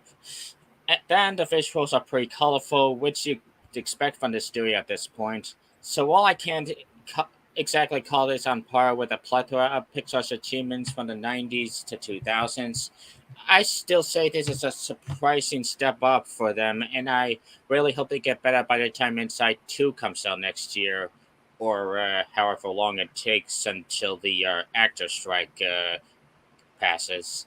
Anyways, I'll give Elemental a seal of approval. I like this movie. Yes, it's not one of Pixar's best movies due to some issues the film suffers through. But for Pixar's first attempt at a romantic comedy, I thought it was funny, sweet, charming, and entertaining throughout that kids and parents will really enjoy. And it also does a very good job delivering some very good messages, such as following one's dream, accepting differences, and welcoming opposites. The animation is fantastic. The animation was fantastic. What's amazing about the animation is how unique and cool the designs on the characters and elements look, whether it's the fire, water, earth, or air elements. How they mixed, designed, and animated those characters is nothing short of amazing. The screenplay was solid due to it having witty and clever dialogue and good character development. The directing was great. The voice acting was terrific. The actress Leah Lewis and the actor that played Wade, the voice Wade, both did a fantastic job. Not only did they give out vocal performances, but they also had great chemistry as well. All the other voice actors do a fantastic job too, including Ronnie Del Carmen and Catherine O'Hara. Thomas Newman's musical score is fantastic. The editing was very good, and when it came to the comedy, it lands very well with how witty and clever the humor felt. And the ending was surprisingly emotional to the point where I had tears. I had a couple tears coming down my eyes. Now, as much as I like this movie, there are some issues that I do have with it. The story can feel a bit messy at times. There are some pacing issues that the movie does suffer through in the middle, and the movie does have its share of predictability as well, but that's really it. While it's not one of Pixar's best, Elemental is nevertheless sweet, funny, charming, and entertaining throughout. 8 out of 10, or a B+. I really enjoyed this one. Next up we got is the latest DC film, The Flash. Now, this is a movie. Now, this is a movie with some of the best aspects of the entire DCEU, but also some of the worst. On the one hand, it's got some pacing issues here and there, like I'd easily trim down the fat off some of these scenes, and it's got some of the worst special effects I've ever seen, especially in that final act. God, that final act. Also, Ezra Miller delivers a mixed performance as Barry Allen. By that, I mean they're great as the regular Barry, but they're freaking obnoxious as the other Barry. Don't even get me started on that, man. On the other hand, it probably has one of the most emotional stories out of any DCEU film, and the rest of the cast is good, especially Michael Keaton as the other Batman. But what really makes it worth the price of admission are the action scenes. The opening action set piece and the end fight against Zod and his gang are unlike anything you've seen the Flash, Batman, or Supergirl do. Like, you can easily see why Andy Muschietti was chosen to direct the Brave and the Bold movie in a couple of years. So while The Flash is far from perfect, I'd say the positives mostly outweigh the negatives and gives you the proper send-off to the DCEU before James Gunn reboots it all. I'll give The Flash the seal of approval. I did not like this movie at all. In fact, I despise it. I know some will disagree, but I feel that The Flash is one of the worst films in the DC Extended Universe I've ever seen, since this is one of the most frustrating, idiotic, and forgettable superhero movies I've ever seen in my life. This is one of those movies where it not only leaves you in shock and disbelief at how ugly and reprehensible the film looks in terms of its CGI visual effects, but also leaves you feeling like you just wasted your time due to how unbelievably idiotic, inept, and frustrating the whole thing felt. And this is at a point where between this, Shazam, Fury of the Gods, and Black Adam, I'm officially looking forward to the DC Extended Universe dying and for a new era of DC to come with James Gunn's DC Universe. Now, even though I really despise this movie, hello, Network 98 or Eddie, welcome to the podcast.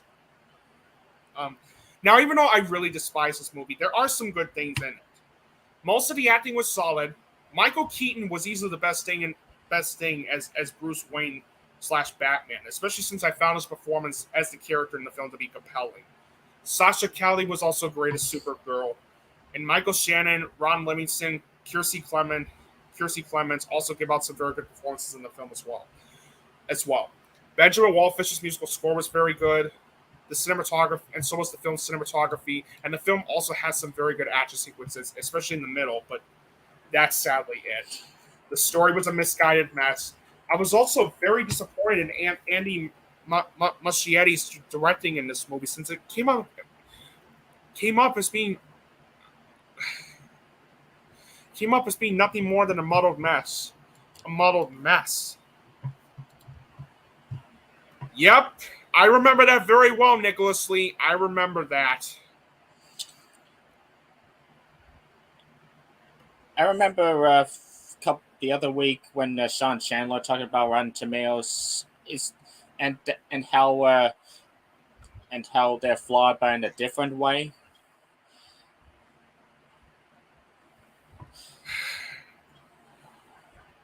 Anyway, back to this. Anyway, back to this.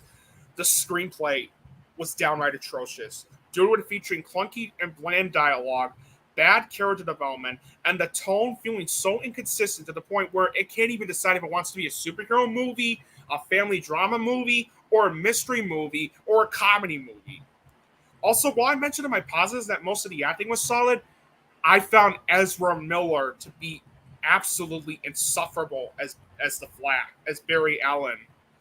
This is one of those times where I honestly do not get the praise for a first performance whatsoever. Mainly because at times he overacts as the character, and at other times he's so dull and lifeless. He is so dull and lifeless throughout the entire film.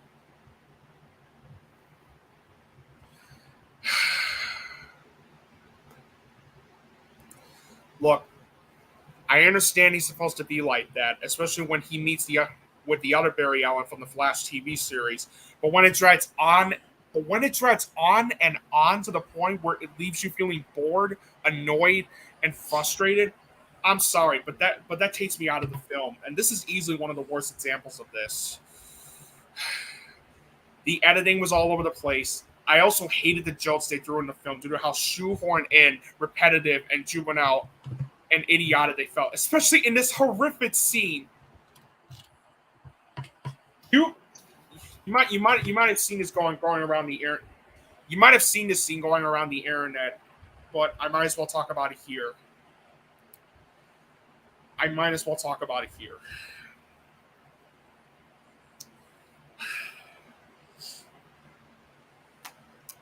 There's this horrific scene where the newborn babies are like falling off the building, and yet, in order for the Flash to save the babies, what does he do?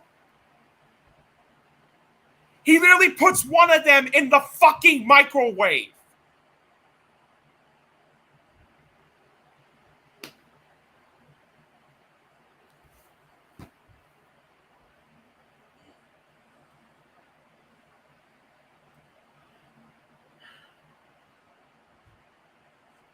He puts one of them in a fucking microwave.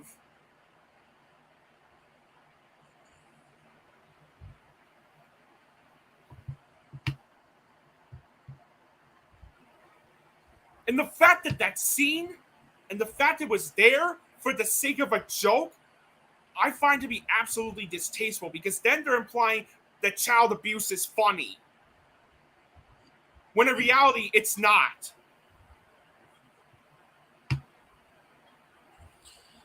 And yeah, you could argue that he's doing it because when he travels super fast, like his clothes rip apart, and he didn't want the baby to disintegrate. But at the same time, he put the other babies on this wheelchair thingy, and they turned out fine. And I don't care if the babies were done in CGI. It has no purpose being in there whatsoever. And there are 3 glaring issues I have with this movie. The first being that the CGI visual effects in this movie are horrendous. Let me repeat that one more time. Let me rephrase that. The first glaring issue I have with the film is that the CGI visual effects in this movie are horrendous. Not only do a lot of them look like something that came out of an outdated PS3 game, but some of them looked unfinished. And it looked absolutely unfinished, and it was starting to hurt my eyes as a result of this. Second, the film was way too long. While I understand why it had to be 144 minutes long, the problem is that there were a lot of scenes in the first act and second act that dragged on and on and on to the point where I felt so bored watching it. And it suffers through a lot of pacing issues as a result of this. And the third and final glaring issue I have with the film are the shoehorn-in cameos. I honestly thought the cameos they threw in the film were just there for the sake of fan service and nostalgia, especially when the movie unforgivably, through the use of CGI and artificial intelligence, shows the cameos of George Reeves and Christopher Reeve, both as Superman, and Adam West as Batman, even despite the three of these men all died in real life.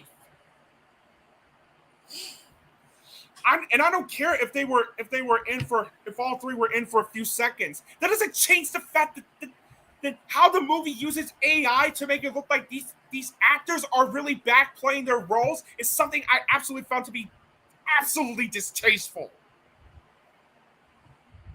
And Hollywood, keep in mind, that is what movies are going to look like if you move forward with the AI bullshit instead of just using real life actors. Yeah, really. Overall, I'm not surprised this piece of shit bombed.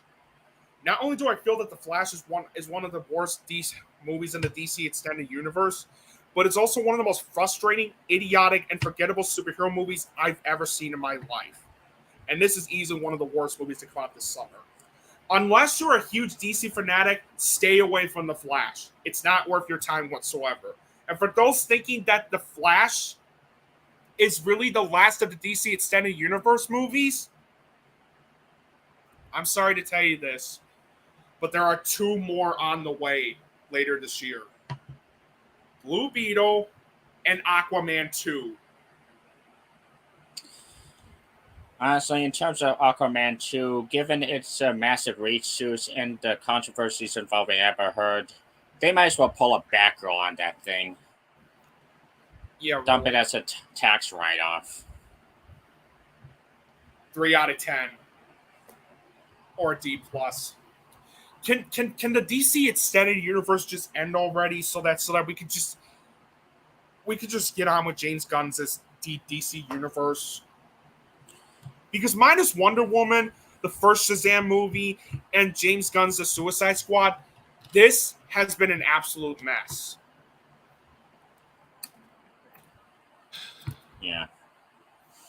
Thankfully, the next 2 films we're going to talk about are comedy films, and they're way better than About My Father and Fool's Paradise. And both of them are in my most surprising films of the summer list. Oh, and to answer your question, no. Those films are still a bit worse, but this is definitely up there with some of the worst I've seen in the DC Extended Universe. I still say Justice League is worse because at least the Flash had one coherent vision throughout. Yeah. And at least it didn't cash in on the suicide of the director's daughter. Yeah, really. Shame on them. Anyway, anyway, I really, anyway, anyway. Next film I'm about to talk about is No Hard Feelings, starring Jennifer Lawrence. Okay, so it stars Jennifer Lawrence as Maddie, a 32-year-old Uber driver who, on the brink of losing her childhood home, answers an ad to date a shy 19-year-old played by Andrew Bart Feldman in order to boost his confidence prior to college. Now, I was not looking forward to this film at all. And no, it's not because the age gap. It's not because of the age gap, since they're still adults. Since if you're 18 years and over, if you're 18 years and over, you're considered an adult. So the age gap wasn't the problem. The problem is that I wasn't sure if the story that's actually based off of a Craigslist ad was going to work, given that Mike and Dave Need Wedding Dates from back in 2016 was also based off of a Craigslist ad, and that film did not work for me since it tried way too hard to be funny. And it didn't help that the writer and director of the film also wrote and directed Good Boys, which I did not like that film whatsoever. So I was not looking forward to this film at all. But then I heard about the surprisingly positive feedback it received from both critics and audiences, and I was curious to check to see if they were right. I mean, there were some films this year that had bad trailers, but ended up having better final products. And guys, No Hard Feelings was so good. Like, I'm not kidding. This is one of the biggest surprises I've seen this year so far. It was really good. Like it was funny, charming, and entertaining throughout. Jennifer Lawrence was absolutely fantastic as Maddie. Probably one of her finest performances she's given out in her career. I mean, the physical performance she gave as that character is something I also really admired. I really admired so much. And Andrew Bart Feldman gives out one of the best breakthrough performances I've seen this year so far as Percy. What a performance he gave out. The acting was fantastic. The rest of the acting was fantastic too, including from excuse me, Natalie Morales and Matthew Broderick. The story had me invested throughout how well structured it felt. The writing was very good. 85% of the jokes landed. It's very well directed. It's very well edited, very well directed. Soundtrack is good. The cinematography is great. And oh my God. And I really liked the ending too. I thought the ending was very good. And oh my God. Oh my God. The scene, I'm not going to spoil what happens in the scene, but let's just say it takes place on the beach. What happens at the beach had me laughing hysterically. Like, oh my God.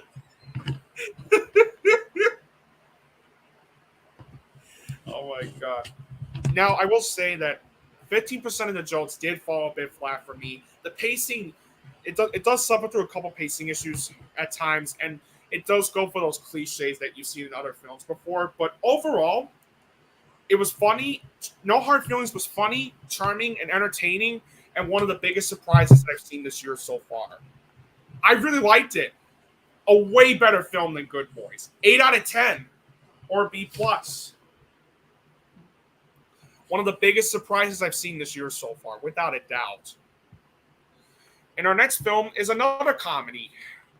And it's also one of the biggest surprises of the year so far.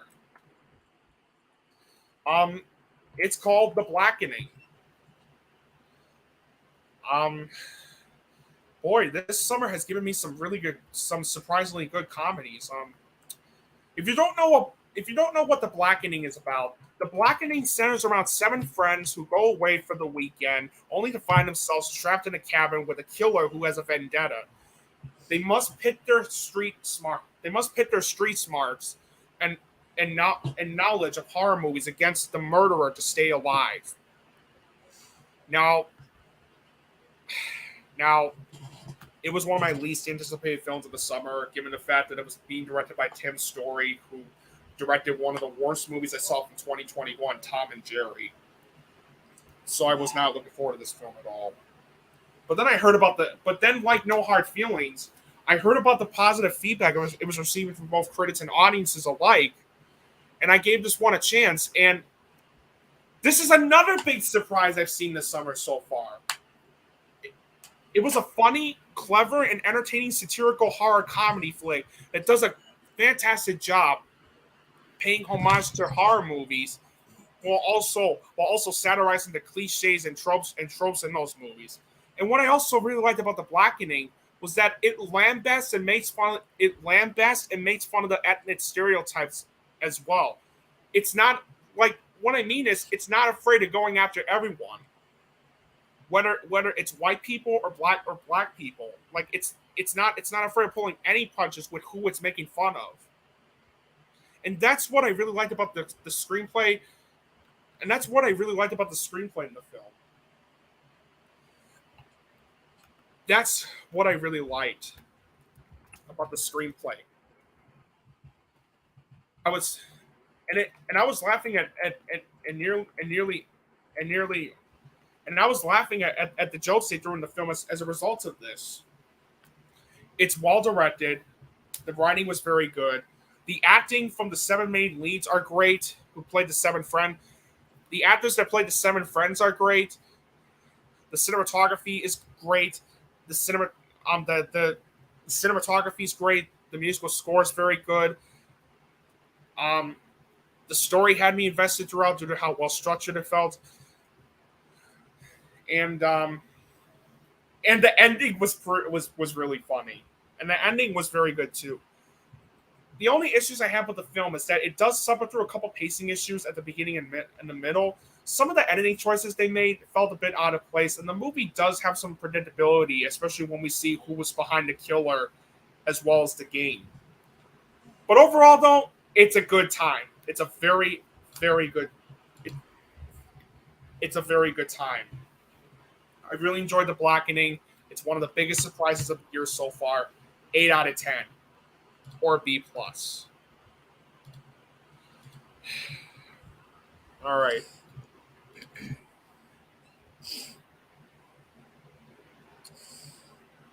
Our next movie, though, is another one of our biggest disagreements, that being Indiana Jones and the Dial of Destiny. This is a franchise that's been a bumpy ride in terms of quality. The first and third ones are classics, the second was decent, albeit flawed, and the fourth one was just okay. I'm happy to say it's definitely the third best indie film, but not without its minor hiccups. I will say there are some shoddy effects here and there, especially considering the de-aging on Harrison Ford in an opening sequence, and there are at least a couple moments that I call bullshit on. I'll have to agree on Jeremy Jahns when he said that Matt Mikkelsen got hit by that water tower on that train in the beginning, and that should have easily killed him off or at least given a major scratch on his face. But the next time we see him, he's alive and well, and his face is all fine. But other than those nitpicks, this was a fun adventure. James Mangold delivers all the praise for recapturing what made Raiders and Crusades so action-packed and suspenseful. All the performances are spot on, and the music is just as magical as it's always been. So while this doesn't quite reach the quality of the OG movies, Dial of Destiny ends this franchise on a decent note. Certainly a better note than whatever Rise of Skywalker was. So I'll give Indiana Jones 5 the seal of approval. I did not like this movie.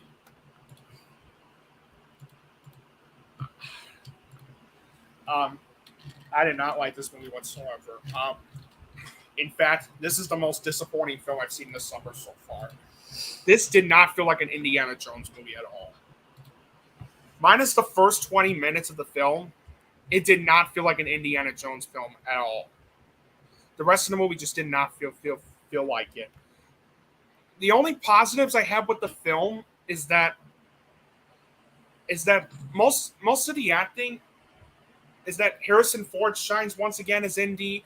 Matt Mikkelsen and Antonio Banderas give out very good performances. John Williams' musical score was excellent. The cinematography was very good. The film has brilliant production values and costume design, and the film has some good action sequences, especially in the first 20 minutes of it. And like I said, the first 20 minutes of it had me invested throughout. But other than that, I really did not like this movie. I really did not like this one. The story was a mess. The story was a muddled mess. I know I keep saying muddled mess a lot, but that's what it feels like when you're watching this. When you're watching some mess. I know I keep saying muddled messes a lot in this podcast, but that's what it feels like whenever I'm watching a movie that has such a messy, some bad or mediocre movies that have such a messy story. Oh yeah, and Phoebe Waller-Bridge does give out a good performance, even though I hated her character in the film. I hated her character Helena in the film.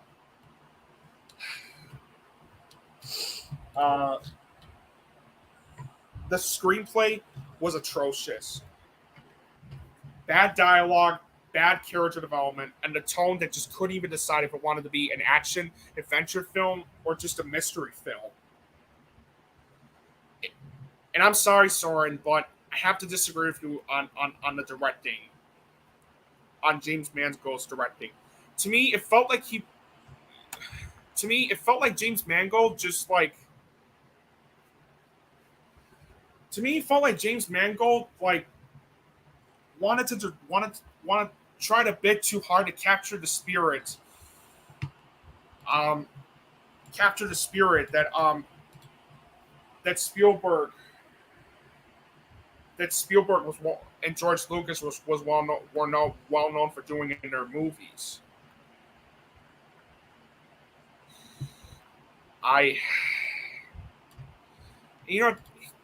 One reviewer named Alexander Robinson pointed this out, and I have to agree.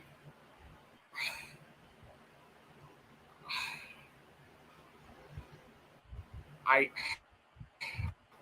don't know what the hell I'm saying at this point.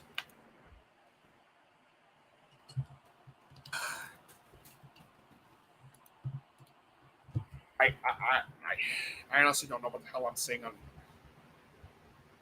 I don't know what the hell I'm saying at this point. It felt like James Mangold was just trying a bit too hard to capture, like. It felt like he was trying way too hard to be like Spielberg with the way he directs like the action in it and the story. And to me, it felt less like an Indiana Jones movie and fan fiction, if I'm being honest. The editing was bad. The editing was terrible. The visual effects, Jesus Christ. Like how the fuck did it cost over $300 million to make? I mean, with the de-aging effects, I can understand, but with the rest, there is no excuse for that. Like, the visual effects looked sloppy, and some of them looked unfinished. The editing was atrocious. It's poorly paced throughout. And the ending... Fuck this ending. Yeah, overall, it's one of the worst. It's my least favorite movie in the Indiana Jones movies. Of the Indiana Jones movies. Say what you want about Crystal Skull, but that film had a way better ending than this trip. And you know what the sad thing is? Despite some of the things that really pissed me off, I didn't actually hate this movie. It wasn't good at all, but compared to some of the other movies I've seen this summer, at least they tried. Yeah, 4 out of 10. Or C minus. Sorry, guys, but I did not like this one whatsoever. Our next movie, though, is the last Blue Sky movie, Nimona. This is a movie that's gotten a ton of buzz and praise ever since Disney unfairly canceled it and Netflix picked it up. Well, I'm not one of those people to call this a masterpiece, since I had some issues with its pacing and hit or miss humor. Plus, there were some predictable moments and one or two annoying characters that got on my nerves. Regardless, I did have a ton of fun with this one, especially considering its themes, protagonists, and visuals. I found the themes of overcoming prejudice and biases compelling, and the action sequences real creative and fun. So while this isn't quite the second coming of Blue Sky Studios that's been hyped to be, I still say it's one of the better animated films this year, which I'll get the seal of approval. Yeah, I'm with you on this one. I had some issues with the pacing being wonky at times, as well as the film having its share of predictability, and I felt the ending was underwhelming, to say the least. I get they were trying to be like Monsters Inc. with the ending, but it just did not work for me. Despite that, though, the story was very good. The screenplay was and so was the screenplay. It's very well directed. The animation is spectacular. Like, wow, how it was animated and how they animated and designed the characters is something to behold. And the voice acting was great. Chloe Grace Moretz was fantastic as the voice of Nimona, and Riz Ahmed was great as Ballister Boldheart. The musical score was fantastic. It's nicely edited. There is some fantastic humor in it as well, and the action sequences are fantastic as well. Overall, I didn't quite love Nimona, but it was a very fun film to watch. So 8 out of 10 or B plus. I really enjoyed this film a lot. Next movie. Oh God, this film.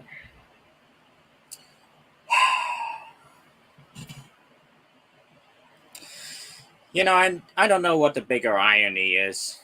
The fact that this came out the same day as Nimona, the movie that Disney was ashamed of to the point of selling it to Netflix, where it blew up in popularity, while this disaster stayed in theaters only to bomb like Oppenheimer's atomic bomb. Or the fact that DreamWorks followed up such a strong year with The Bad Guys and Puss in Boots: The Last Wish, with one of the stupidest, derivative, and unimpressive animated movies I've seen this decade so far. I mean, the animation is mostly impressive, but the character designs look like something out of the canceled CGI Yellow Submarine movie. Oh God, this film. But everything else, from the story to the characters, are just so infuriating. I mean, ripping off the fish out of water story from both Luca and Turning Red were bad, but there are just so many issues with the script. I mean, if Ruby's family moved out of the water to sell in human society, could they at least try to hide their blue appearances? I mean, at least with the sea creatures in Luca, they can turn humanoid whenever they're on dry land. Here, they don't even put on Clark Kent glasses or Ninja Turtle trench coats to even hide their identities. Oh my God! But it doesn't even matter, because whenever Ruby walks around the school, everyone just pretends that she's one of them. And you want to know something even better? After Ruby Gillman accidentally turns into a giant and destroys a library, and after Diet Robert Shaw from Jaws posts a video on her on the internet, nobody thinks to put two and two together and think, hey, you know that Ruby girl who kind of looks like if Mystique was designed by the animators on the Doug cartoon? You know, what if she and that giant monster may have something in common? Actually, I lied. There is at least one character was smart enough to put two and two together. Too bad she had to be the most predictable twist villain in animation history. Yep. And that's Chelsea was. Oh my God. Chelsea is actually Narissa the whole time. Narissa was actually Chelsea the whole time. And it's also who could have predicted that shit? Aside from anyone who's ever watched any movie ever. And it's also too bad that even though Ruby was told by her grandma that mermaids were bad news, and even though she saw Diet Ariel swim around without a blue filter, she still thinks to trust her after Diet Ariel tells her to basically steal the trident. Honestly, Ruby's dumbass got what was coming after Diet Ariel betrayed her. What a fucking surprise. That was her mistake indeed. And the rest of the characters are so annoying, from the bright little brother to the obnoxious uncle. I hated the uncle more than the brother, honestly. Because, again, remember when I said earlier when Mirage is a comic relief just for the sake of it? He's the exact same thing here. He's a comic relief character just for the sake of it. And speaking of obnoxious, don't even get me started on the fucking pop songs that don't even match the tone this movie's going for either. I take back what I said about Spirit Untamed's music. This is the kind of music that would make Hannah Montana puke her guts out. And outside of one effective scene in the beginning involving Ruby's mom first seen as a giant, and one funny joke, this movie is otherwise a visual clusterfuck solely designed to keep kids entertained. Not nearly as bad as Boss Baby 2, but it's still bad. Honestly, it's safe to see why this was barely advertised, and why this movie's box office made Sinbad Legend of the Seven Seas look like a Super Mario Bros. Movie. Because, to quote a better critic than I, to quote Roger Ebert, this movie is just awful, dreadful, terrible, stupid, idiotic, unfunny, labored, forced, painful, bad. Within such a strong month for animation with Spider-Verse 2, Elemental, and Nimona, this one just had to be the black sheep. And that's such a good year for this medium. I thought I was spared of this year's Scoob or the Loud House movie or Hotel Transylvania 4. But out of nowhere, this movie just came along and not only annoyed and babbled the shit out of me, but it also broke such a great track record for DreamWorks. I'm not quite as disappointed with DreamWorks as I was by the time Boss Baby Family Business came along, but I'm still baffled that such a movie can still be made from the studio. I can only hope Trolls 3 and Kung Fu Panda 4 turned them around, because Ruby Gillman was such a train wreck from start to finish that I'm sorry. Trolls 3 looks so stupid. Because Ruby Gillman was such a train wreck from start to finish that I'm giving it the seal of disapproval. Honestly, DreamWorks has every right to be ashamed of themselves. Yeah, really. As for my thoughts, well, you knew this was coming. This sucks. Yeah. This sucks more than anything that's ever sucked before.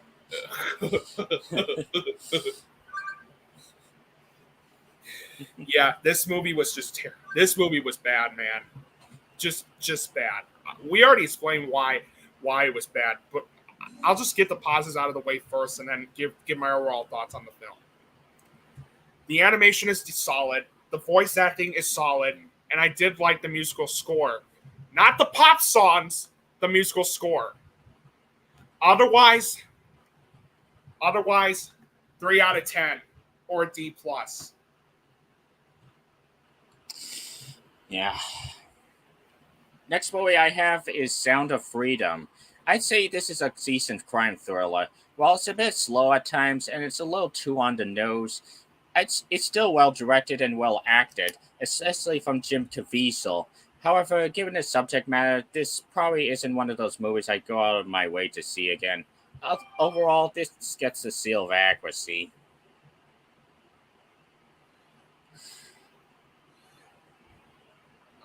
And you know what?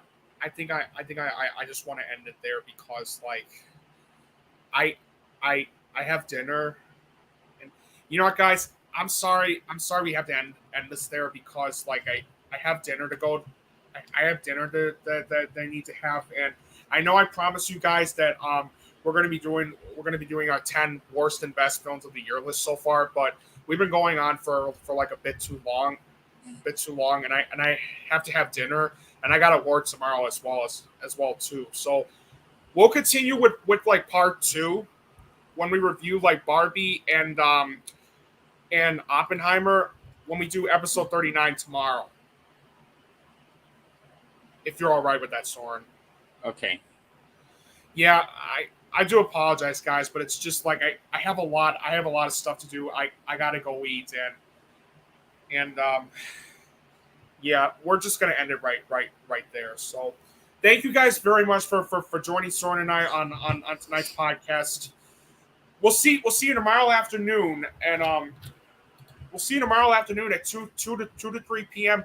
2 p.m. Central, 3 p.m. Eastern for our reviews of Barbie and Oppenheimer, as well as the 10 worst and best movies that Søren and I saw this year so far. So hope you guys have a great night, and we'll see you tomorrow. And we'll see you tomorrow at 2:00. Until then, take care. And have a good night, and we'll see you tomorrow. Peace. To be continued.